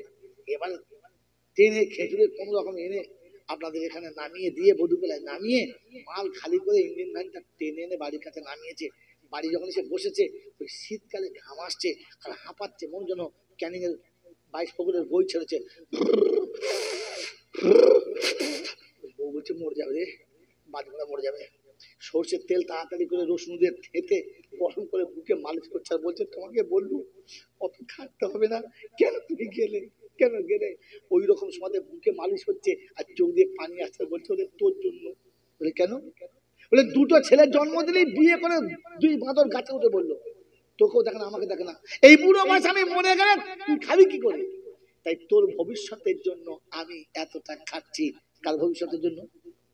এই কথা বলে হ্যাঁ করে কাল ভবিষ্যতের জন্য, বইয়ের ভবিষ্যৎ, ভবিষ্যতের মালিককে এই ফেরাউনটাকে আল্লাহ পাক রব্বুল আলামিন বলছে সারা জীবন খেটে ফেরাউন হলি মুসা হতে পারলি না? হ্যাঁ, মুসা হতে পারলি না? বিবিকে 5 ওয়াক্ত নামাজ পড়তে বল, তুই 5 ওয়াক্ত নামাজ পড়, পর্দার ভিতরে বিবিকে রাখ, তুই পর্দার ভিতরে থাক, সারাদিন রিস্কা চালা, সময় নামাজটা আদায় করে নে, যতটুকু হবে ততটুকু দিয়ে বিবির হাতে তুলে বলো এটাই আল্লাহ দিয়েছিল বরকতের খাবার, বিসমিল্লাহ বলে শুরু করো। রব্বে জুল জালাল বলে শান্তি এটার ভিতরে রেখেছিলাম, তকদির তুমি নিজে হাতে লিখছো, আর এখান থেকে বসে বসে ফেরাউনের সঙ্গ দিচ্ছ, আর নারায় তকবীর বলে মুসার সঙ্গে জান্নাত যাবার আশা করছো। বলেন আল্লাহকে বিশ্বাস করবো আজ থেকে ইনশাআল্লাহ, করবে ইনশাআল্লাহ, আর কখনো শব্দ আনবো না যে তোদের ভবিষ্যৎ না, আমার কর্ম আমি করে যাচ্ছি, টাইম হলে আল্লাহ তোকে সাড়া দেবো। তো আল্লাহ পাক শোনাচ্ছিল, এই জন্য আমি ইমানদারদের দেখেছি, বেনামাজিদেরকে ডাকি। যদি বলেন ইমানদারের প্রথম নমুনা ডাকলে সাড়া দেবে, 2 নম্বর কাল বিলম্ব করবে না, সঙ্গে সঙ্গে আসবে। মনে থাকবেন ইনশাআল্লাহ। ওয়াজাহাদু, আর যাবার পথে রাস্তায় যত বাধা আসবে সব বাধাগুলোকে টপকে দেবে, কোনো বাধা মানবে না, কোনো বাধা মানবে না, সব বাধা টপকাবে। আর নাম্বার 3, এতিম মিসকিন অসহায় গরিব দরিদ্রদেরকে কোলের কাছে টেনে তাদের দুঃখ বুঝাবে, তাদের দুঃখ মোছাবে, আর তাদেরকে সান্ত্বনার আলোতে একটু দাঁড় করাবে। কি বলেন জি? এরা হলো খাঁটি মুমিন, এরা হলো খাঁটি মুমিন। লাহুম মাগফিরাতুন, আমি ওদের ক্ষমা করে দেবো, বলেন আমরা ক্ষমা চাই ইনশাআল্লাহ, যদি বলেন চাই ইনশাআল্লাহ, তাহলে অসহায় মিসকিন এতিমদের পাশে দাঁড়াবো, বলুন ইনশাআল্লাহ, যদি বলেন ইনশাআল্লাহ। এই পৃথিবীতে সব থেকে বড় অসহায় আর এতিম কে? এই শেষ কথা মনে রেখে নিয়ে যান, এই পৃথিবীতে সব থেকে বড় এতিম আর অসহায় কে? আপনাকে আমাকে পেটে ধরেছে যে, এর থেকে বড় অসহায় কে? সারাটা জীবন বাপের কাছে মাথা নিচু করে জিজ্ঞাসা করছে, আব্বা এটা দাও না, আব্বা এটা দাও না, আব্বা দাও না, সব বাপের কাছে চেয়েছে। যেদিন যৌবনে পদার্পণ করে স্বামীর হাত ধরে চলে গেছে, সেদিন থেকে স্বামীর বিছানার কাছে স্বামীর হাত পা টিপে দিয়ে, স্বামীর মাথা টিপে দিয়ে, স্বামী রান্না করে স্বামীর মা বাপকে খাইয়ে দাইয়ে ঝিয়ের কাজ সেরে শেষের বেলা স্বামীর কাছে বসে আবার সেই মাথা নিচু করে, আমার এই জিনিসটা দরকার ছিল, তুমি যদি দিতে তাহলে দাও না, আজকে 500 টাকা দাও, কি এই জিনিসটা দাও। সেই একটাই কথা, কালকে বাপের কাছে মাথা নিচু করে বলতো, কিন্তু একটা আবদার ছিল, এখন স্বামীর কাছে মাথা নিচু করে বলে, আবদার নয়, ভয়ে ভয়ে, পরের ছেলে দিতে পারে নাও পারে, তবু একটা আবদার নেয় আর ছোট করে বলে, এটা দেন না, আমার একটু দরকার। হ্যাঁ না বলেন? যেদিন স্বামী হাতছাড়া হয়ে গেছে, ওদিন ভেবে নিয়েছে কাল বাপ ছিল, একটা ছায়া ছিল, কাল স্বামী ছিল, একটা ছায়া ছিল, দুটো ছায়াই মাথার উপর থেকে চলে গেল। এবার নিরাশ্রয় হয়ে বাচ্চাদের সামনে দাঁড়ালো। বলেন মুসলমানের ছেলে বন্ধুরা, আজ পিতামাতা আমাদের কাছে ছায়াতে আছে না নিরাশ্রয় হয়ে গেছে? যে বৃক্ষের তলাতে ছায়া বলে কোনো শব্দ নেই, যে বৃক্ষের তলাতে শান্তি বলে কোনো শব্দ নেই, যে বৃক্ষের তলাতে আনন্দ বলে কোনো শব্দ নেই, যে বৃক্ষের তলাতে ভালোবাসা বলে কোনো চিহ্ন নেই, এরকম বৃক্ষ তলাতে আপনার আমার পিতামাতা বসে আছে, হ্যাঁ না না? যদি বলেন হ্যাঁ না না। বন্ধু, বাপ আর মা যে ঘরটায় থাকে, ওই ঘরটার পাশে আমার আদরের বিবি থাকতে চায় না। জানেন জানেন আজকের ঘটনা শোনাচ্ছি, আজকের ঘটনা শোনাচ্ছি বন্ধুরে। ছেলে গিয়ে মা বিবি স্বামীর কাছে বলেছে, তোমার মায়ের কোনো জ্ঞান কম কিছু নেই,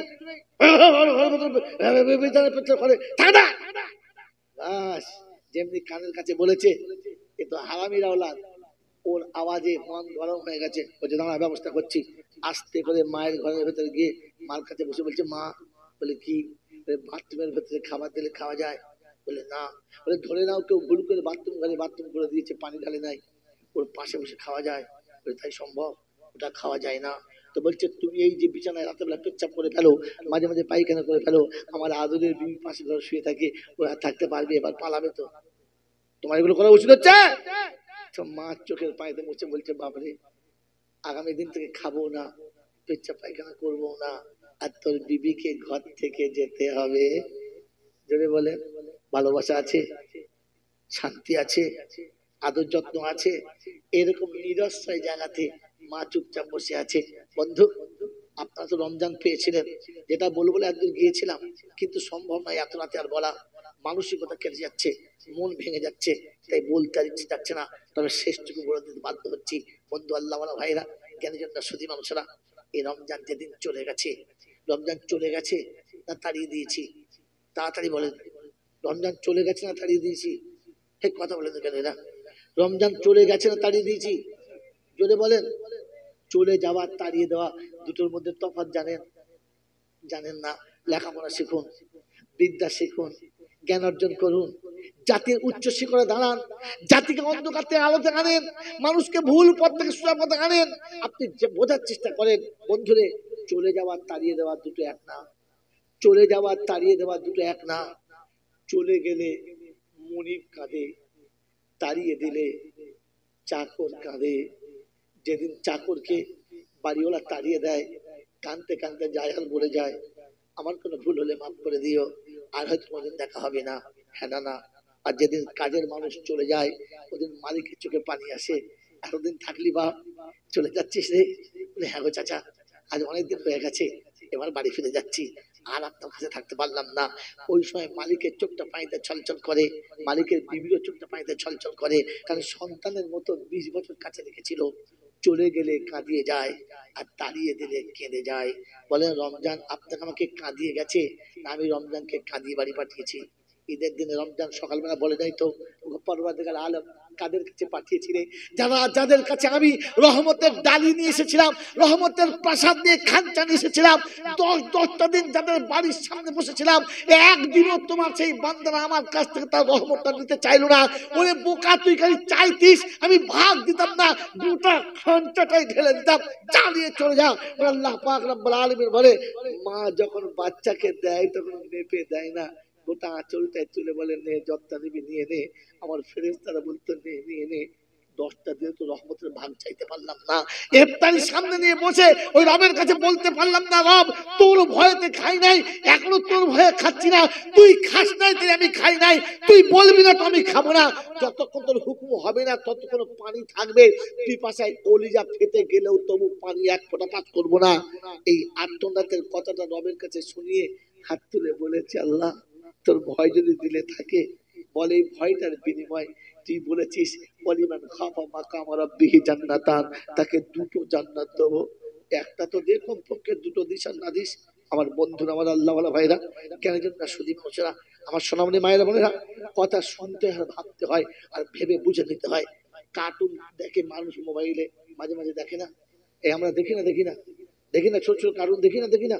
ট্রেনের ভিতরে যাচ্ছি, একজন বলছে মজা কি শুধু কার্টুন দেখুন, ছোট্ট একটা বাচ্চা ছেলে, মাত্র হয়তো 4-5 বছরের বয়স হবে, ওই কার্টুনে ওই বাচ্চারা দোয়া করছে, বলছে আল্লাহ আমাকে 5 লাখ টাকা দে, আমাকে তুই যদি 5 লাখ টাকা দিস তোকে হাফ দেবো আর আমি হাফ নেবো, যদি তোর বিশ্বাস না হয় তাহলে অর্ধেক কেটে নে, অর্ধেকটা দে।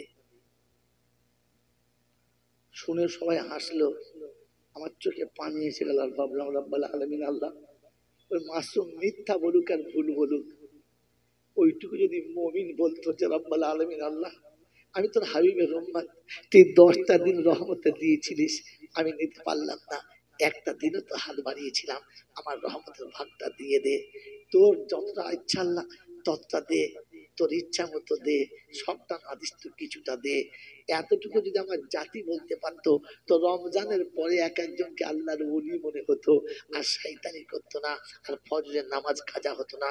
বন্ধুরা, রমজানের 10টা দিন রহমতে ছিল, নিতে পারলাম না, 10টা দিন মাগফিরাতে ছিল, নিতে পারলাম না, আর 10টা দিন তো নাজাতের দিন ছিল। আল্লাহ পাকের ফেরেশতা বলতো, বল তোর বাপ দাদা 14 গোষ্ঠী আবাল বৃদ্ধা বনিতা আত্মীয় চেনা অচেনা পাড়া প্রতিবেশী বিশ্বের যার জন্য চাইবি ক্ষমা চেয়ে নে, আমি আল্লাহ 10টা দিন তোকে জাহান্নাম থেকে বাঁচানোর জন্য অনুমতি দিলাম, পারমিশন দিলাম, চেয়ে নে। একটা রাত ও তাহাজ্জুদ নামাজ পড়ে আল্লাহকে দুপুরে কেঁদে বলতে পারলাম না, আল্লাহ যে পিতা আমাকে ওই অন্ধকার রাতের কোল থেকে তুলে গোটা পৃথিবীর আলোতে ছড়িয়েছে, যে পিতা আমাকে বিছানা থেকে তুলে সারা পৃথিবী ঘুরে দেখিয়েছে, যে পিতা আমাকে বোকার জীবন থেকে, অশিক্ষিত মূর্খের জীবন থেকে আলোর শিক্ষার আলোতে ডুবিয়ে দিয়েছে, অন্ধকার কবরে পিতা চলে গেছে, ওগো পরওয়ারদিগার আলম, ওগো মওলাই হাকিম, আমার আব্বাকে তুমি ক্ষমা করে দাও। আমি শত অন্যায় করলে আব্বা ক্ষমা করেছে, তুমি আব্বাকে ক্ষমা করে দাও। এতটুকু তো একটা দিনও ভালো করে তাহাজ্জুদে চাইতে পারলাম না। রমজানের শেষ দিন, যেদিন ঈদের দিন এসেছে, ওই দিন রাতে ঈশার নামাজ পড়ে কমপক্ষে 2 রাকাত নামাজ তো বেশি পড়ে পড়া দরকার ছিল। ওগো রমজান, তুমি চলে যাচ্ছ, তুমি চলে যাচ্ছ। আর ফরজ পড়লে 70 বার হবে না, আর নফল পড়লে আর ফরজ হবে না। 1 টাকা দিলে 70 টাকা পাবো না, একবার তাসবিহ পড়লে 70 তাসবিহ সওয়াব পাবো না। রমজান, তুমি চলে যাচ্ছ, তোমার রহমত দিতে পারলাম না, মাগফিরাত দিতে পারলাম না, নাজাত দিতে পারলাম না। তাই ঈদের রাতে তোমার কাছে শেষ সময়ে কাঁদছি, শেষ সময়ে কাঁদছি যে যাবার সময়তে কিছু তো দিয়ে যাও, নৈরাশ করে যেও না, কিছু তো দিয়ে যাও। এতটুকু ঈদের রাতে কেঁদে রমজানকে বিদায় দিয়েছি, নাকি রমজান ফজরের পূর্বে কাঁদতে কাঁদতে চলে গেছি? কাদের কাছে পাঠালি রে বাবু, কাদের কাছে পাঠালি? যারা রমজান পেয়েও নামাজ কাজা করলো, যারা রমজান পেয়েও রমজানের রোজা রাখলো না, যারা রমজান পেয়েও মিথ্যা বলতে ছাড়লো না, যারা রমজান পেয়েও হারাম খাওয়া থেকে বাঁচলো না, যারা রমজান পাওয়ার পরেও সময় মতো আমার কাছ থেকে তার ভাগটা সে নিয়ে দিল না, আমাকে নিয়ে ফিরে চলে যেতে হচ্ছে। রমজান কাঁদতে কাঁদতে গেছে। বলেন, আমি কেঁদে বিদায় দিয়েছি না কাঁদিয়ে বিদায় দিয়েছি? খালি মনে মনে করছেন ঈদের খুব মেচেছি। রমজানকে বিদায় দিয়েছি, বিদায় দিয়ে খুশি আছি না দুঃখে আছি? বিদায় দিয়ে যদি দুঃখ হতো, তাহলে রমজান শুরু হওয়ার সাথে সাথেই ঈদের বাজারের ফাউন্ডেশন হয়ে যেত, হয়ে যেত। ঈদের 1 সপ্তাহ আগে লাচ্চা চলে এলো, সামাই চলে এলো, নারকেল চলে এলো, চিনি চলে এলো, আদা তেজপাতা চলে এলো, গরম মশলা তো ফাটাফাটি হচ্ছিল। বন্ধু, একবার ভাবতে পারলে না রমজানের 10টা করে 30টা দিন চলে গেল, আমার জীবনে তো কিচ্ছু এলো না, আমার জীবনটা কি করে সাজাবো? এটা একবার মনে হলো? মনে হলো বন্ধু? একবার মনে হলো?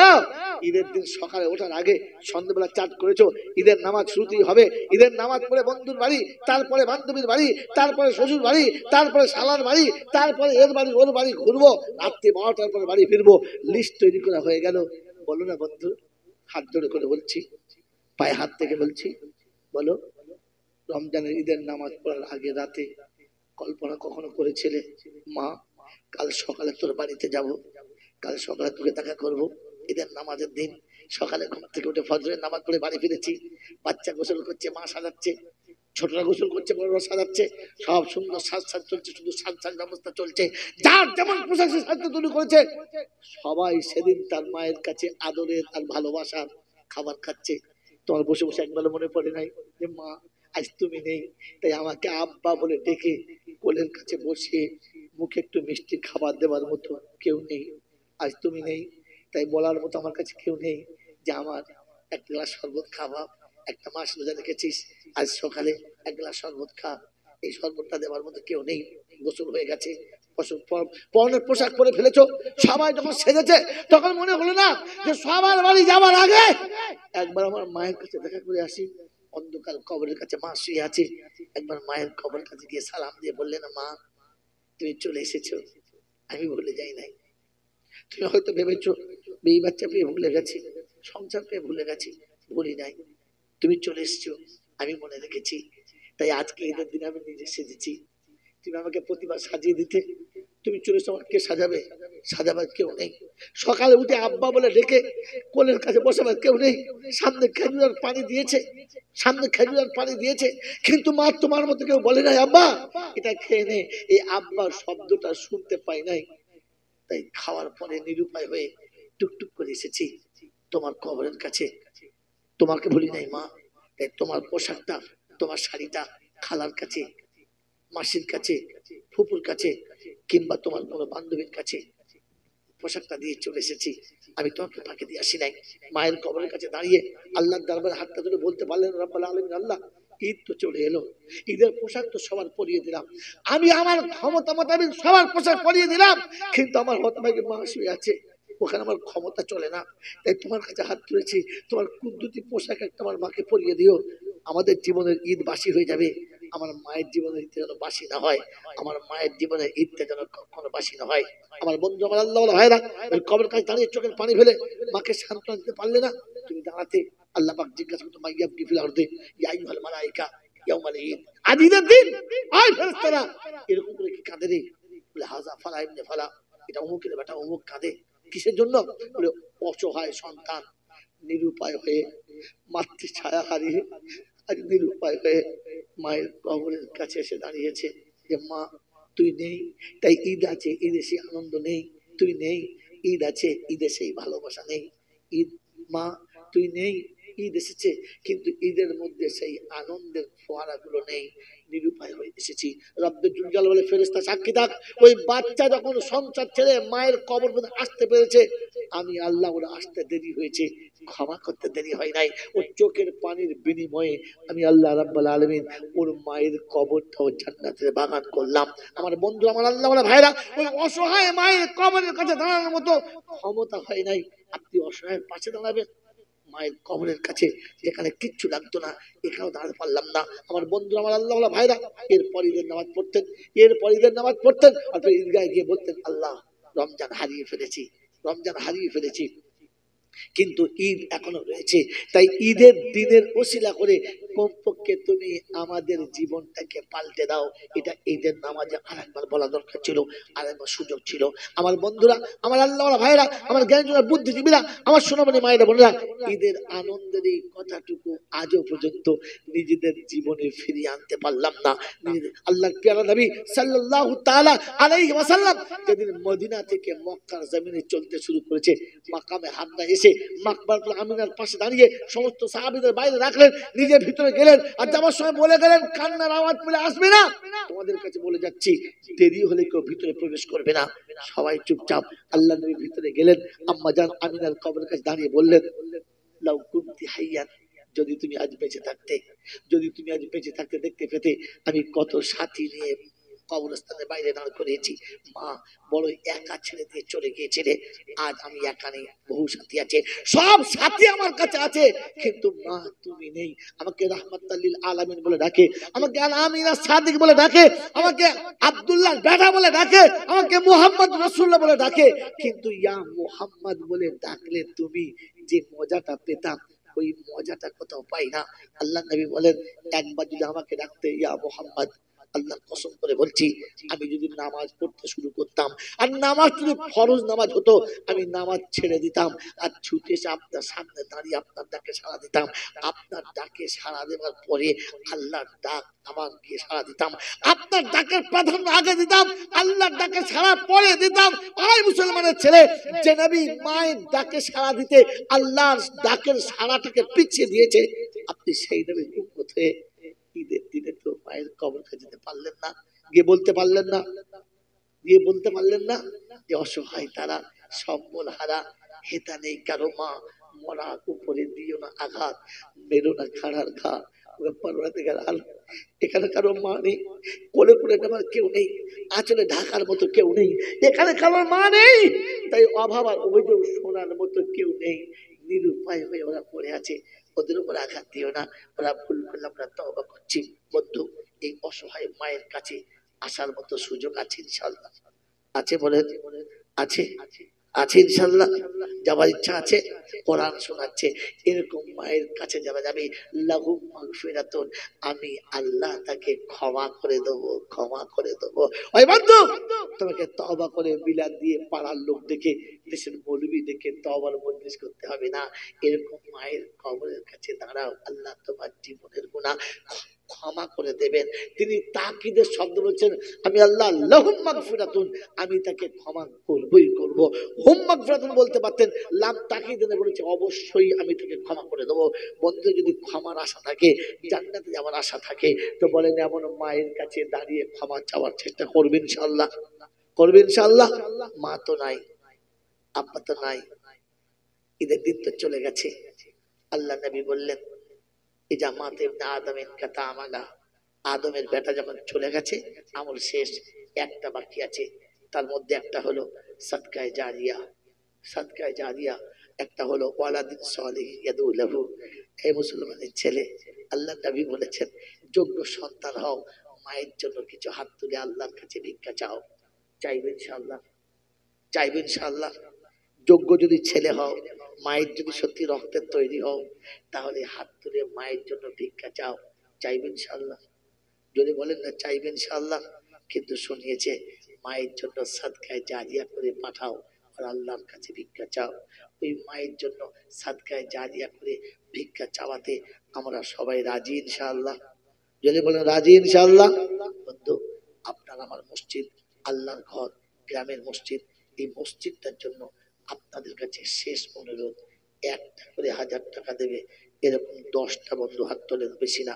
তিলকা আশারাতুন কামিলা, কোরআন বলছে 10-এর সংখ্যা সব থেকে ভালো, এটা পূরণ করবে যারা তারা ভালো, আল্লাহর কাছে 10 ভালো, 10-এর সংখ্যাটাই ভালো। বলেন একটা করে 1000 টাকা মসজিদের জন্য। আলহামদুলিল্লাহ। কে লিখছে? দুটো। কে লিখছে? ওই ভদ্রলোকের নাম কি? তুমি সামনে যাও, তুমি পিছনে থাকলে কি করে বুঝবে? তোমার একজন লোক নিচে রাখো, সে নামটা বলবে। একজন লোক নিচে রাখো, কি নাম ভাইয়ের? আপনি দেখেন নাই? এই যে হ্যাঁ, মহসিন মোল্লা, নিচে যান ভাই। বলেন ওই পিছনে ভাইয়ের নাম কি? রফিকুল গাজী। 3 হলো। 4 নম্বরে বাবাজির নাম জিল্লার রহমান গাজী। 4। 5 নম্বরে কি নাম ভাই? ওই ওইটা আর সেটা হাশেম আলী গাজী। কটা হলো? 3টে হলে এত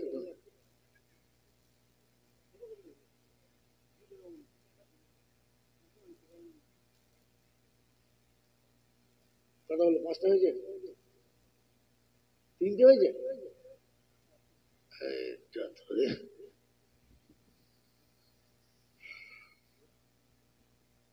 কটা হয়েছে?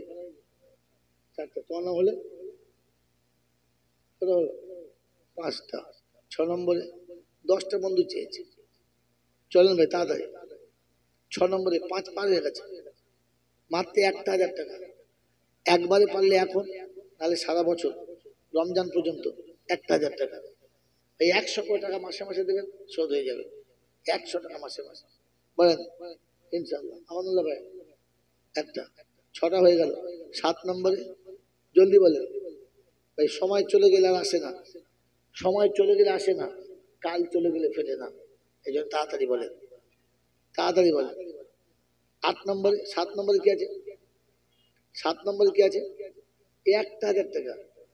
একবার নিঃস্ব গরিব বলতে পারে। আল্লাহ রাসূল সাল্লাল্লাহু আলাইহি ওয়াসাল্লাম, সাহাবীরা, আল্লাহর ওলিরা আপনাদের মুখের দিকে তাকাচ্ছে দেখি, যাদের জন্য রক্ত দিয়ে পৃথিবীর জমিনকে লাল করেছি, যাদের কাছে দিন রাখার জন্য কুরবানি দিয়েছি, বাচ্চাদেরকে এতিম আর বিবিকে বিয়ে করেছি, সেই দিন তাদের কাছে গেছে, তারা 1000 টাকা দেয় কিনা? আমরা জান দিয়েছি, বিবি বাচ্চা হারিয়েছি, তাদের কিছু মনে করি নাই। তুমি শুধু খালি একটু 1000 টাকা দাও সাহাবীদের সঙ্গে সাথ দেওয়ার জন্য। হাত তোলেন ইনশাআল্লাহ। 7 নম্বরে ভাই, 7 নম্বরে কি আছে? 7 নম্বরে একজনও নাই। 7 নম্বরে একজনও নাই, এলাকার কিংবা বাইরে। মাত্র 1000 টাকা বলেছিলাম। মাসের শেষে 100 টাকা, প্রতি মাসের শেষে 100 টাকা। এই সুযোগ, এই সুযোগ বারবার আসে না। মসজিদের ঘরে আমি লাগাই ইনশাল্লাহ। বলেন ইনশাল্লাহ। কি নাম? হ্যাঁ, ইয়াদ আলী ভাই। ইনশাআল্লাহ। 7। 8 নম্বরে, 8 নম্বরে বাবাজিরা, 8 নম্বরে মায়েদের কাছে বলি, কোন একটা মা আছে যে মাসে মাসে 100 টাকা মসজিদে দিয়ে 10 মাস শেষ করলো? দেখি কোন লোক? হ্যাঁ হ্যাঁ, বলছি বলছি। বাবাজিরা বলেন ইনশাআল্লাহ।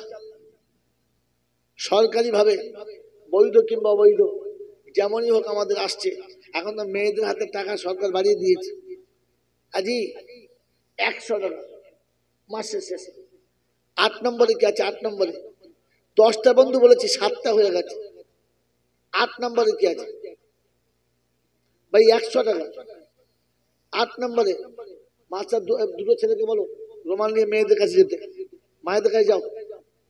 এই রুমাল নিয়ে মায়েদের কাছে যাও, 200, 100, 20, 50 যা আছে নগদ দেবে ইনশাল্লাহ। তাড়াতাড়ি বল ভাইয়া। দুটো বন্ধু চাইছে 8 নম্বরে, দুজন ভাগ্যবান, দুই বন্ধু একসঙ্গে বলেন যে 100 করে টাকা মাসে মাসে আমরা দিয়ে দেবো। নিঃস্ব খেটে খাওয়া মানুষ যদি মনে করে যে মাসের শেষে 100 টাকা, 29 দিনের টাকা সব বিবি বাচ্চা পাবে, শেষের দিনের টাকা থেকে 100 টাকা মসজিদে যাবে, কি দি পারি না? পারি না? এ ভাই, এ বাবা যুবক, মাসের শেষে 100 টাকা। আশরাফ মোল্লা, কাসিম মোল্লা, ইনশাআল্লাহ 8 শেষ বন্ধু মাত্র দুটো বাকি আছে, দুটো ভাগ্যবান পাবে, দুটো ভাগ্যবান পাবে মাত্র 100 করে টাকা মাসে মাসে। বলেন বলেন তাড়াতাড়ি বলেন। এ বাবাজিরা, এই গাড়ি ছেড়ে চলে যাবে। আলহামদুলিল্লাহ, আলহামদুলিল্লাহ। কি নাম? আব্দুল মান্নান মোল্লা। এই আব্দুল মান্নান মোল্লা।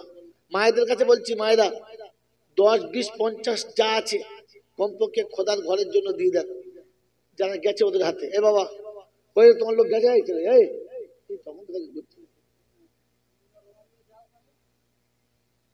খালি মুখ দেখে কোথেকে ঘুম থেকে উঠে চলে এলেন। বুঝলি কি নাম বলি বল? আলহামদুলিল্লাহ। হাসান ভাই বলে হুজুর মাসে 100 টাকা করে, তাহলে আমি আর 1000 নয়, তাহলে আর 200 বাড়িয়ে 1200 দিলাম। কটা হলো? 9 ইনশাআল্লাহ। আর একটা বন্ধু শেষ মাদানি রেল রে। তোমার লোক, তোমার এই লোকগুলোর কাছে যা আছে ধরছি ইনশাআল্লাহ। আমার ভাইরা যারা যাচ্ছি, যারা উঠেছি, এবং আমার মায়ের বোনা যারা বসে আছি, আমরা সকলে যে যতটা পারি শরীর হয়ে যাব, খালি যাব না। কি নাম? নুরুন নিসা। আলহামদুলিল্লাহ, নারায়ে তাকবীর। মাদানি রেল রে, রহমতি মেল রে, শিগিরি চরণ ভাই নইলে গাড়ি ফেল রে। মাদানি রেল রে, রহমতি মেল রে, শিগিরি চরণ ভাই নইলে গাড়ি ফেল রে। মাদানি রেল রে। এ গাড়ির ড্রাইভার যিনি, বসে ভাই সকলে মোহাব্বতের সঙ্গে এক জায়গায় বসি, আর একটু দরুদ শরীফ পড়ি, দোয়া হবে ইনশাআল্লাহ। ভাই উঠে আসে বাবা, এই ছেলে উঠে আসে, উঠে আসে, এই জায়গায় দোয়া হবে ইনশাআল্লাহ। ভাই এক জায়গায় হয়ে যায়, ওই পিছনের সাথীগুলোকে বলছি, এই যে দোষ বলে আল্লাহুম্মা।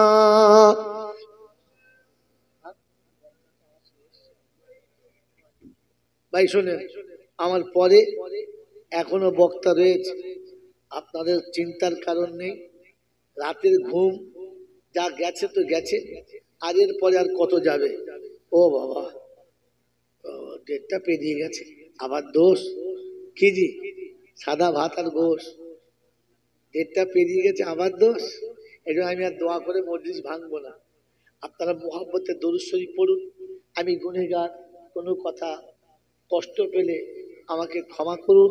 আর মুহাব্বতের সঙ্গে আবার যে বক্তা এসেছে তার কাছে প্রাণ ঢালা বক্তৃতা শুনে জীবন পাল্টানোর জন্য চেষ্টা করি।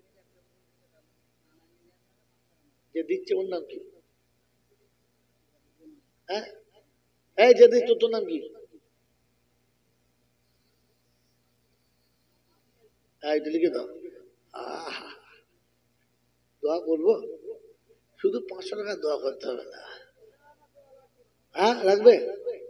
হ্যাঁ দোয়া লাগবে না। বাড়ি তালা দোয়া করি মাবিয়াতে, আলেম হাফেজ ছেলে দিও তার কোলেতে, স্বামী দিও পরেশগার ওগো বাড়ি তালা, আমার নবীর হাতে পান করায় কৌসারের পিয়ালা, কালিমা নসিব করো মরণের কালেতে, আর বড় ইস্যুকেতে রেখো স্বামীর বিছানাতে, ছেলে মেয়ে যত আছে সংসারেতে তার বালা মুসিবত ক্ষমা করে দিও পরওয়ার।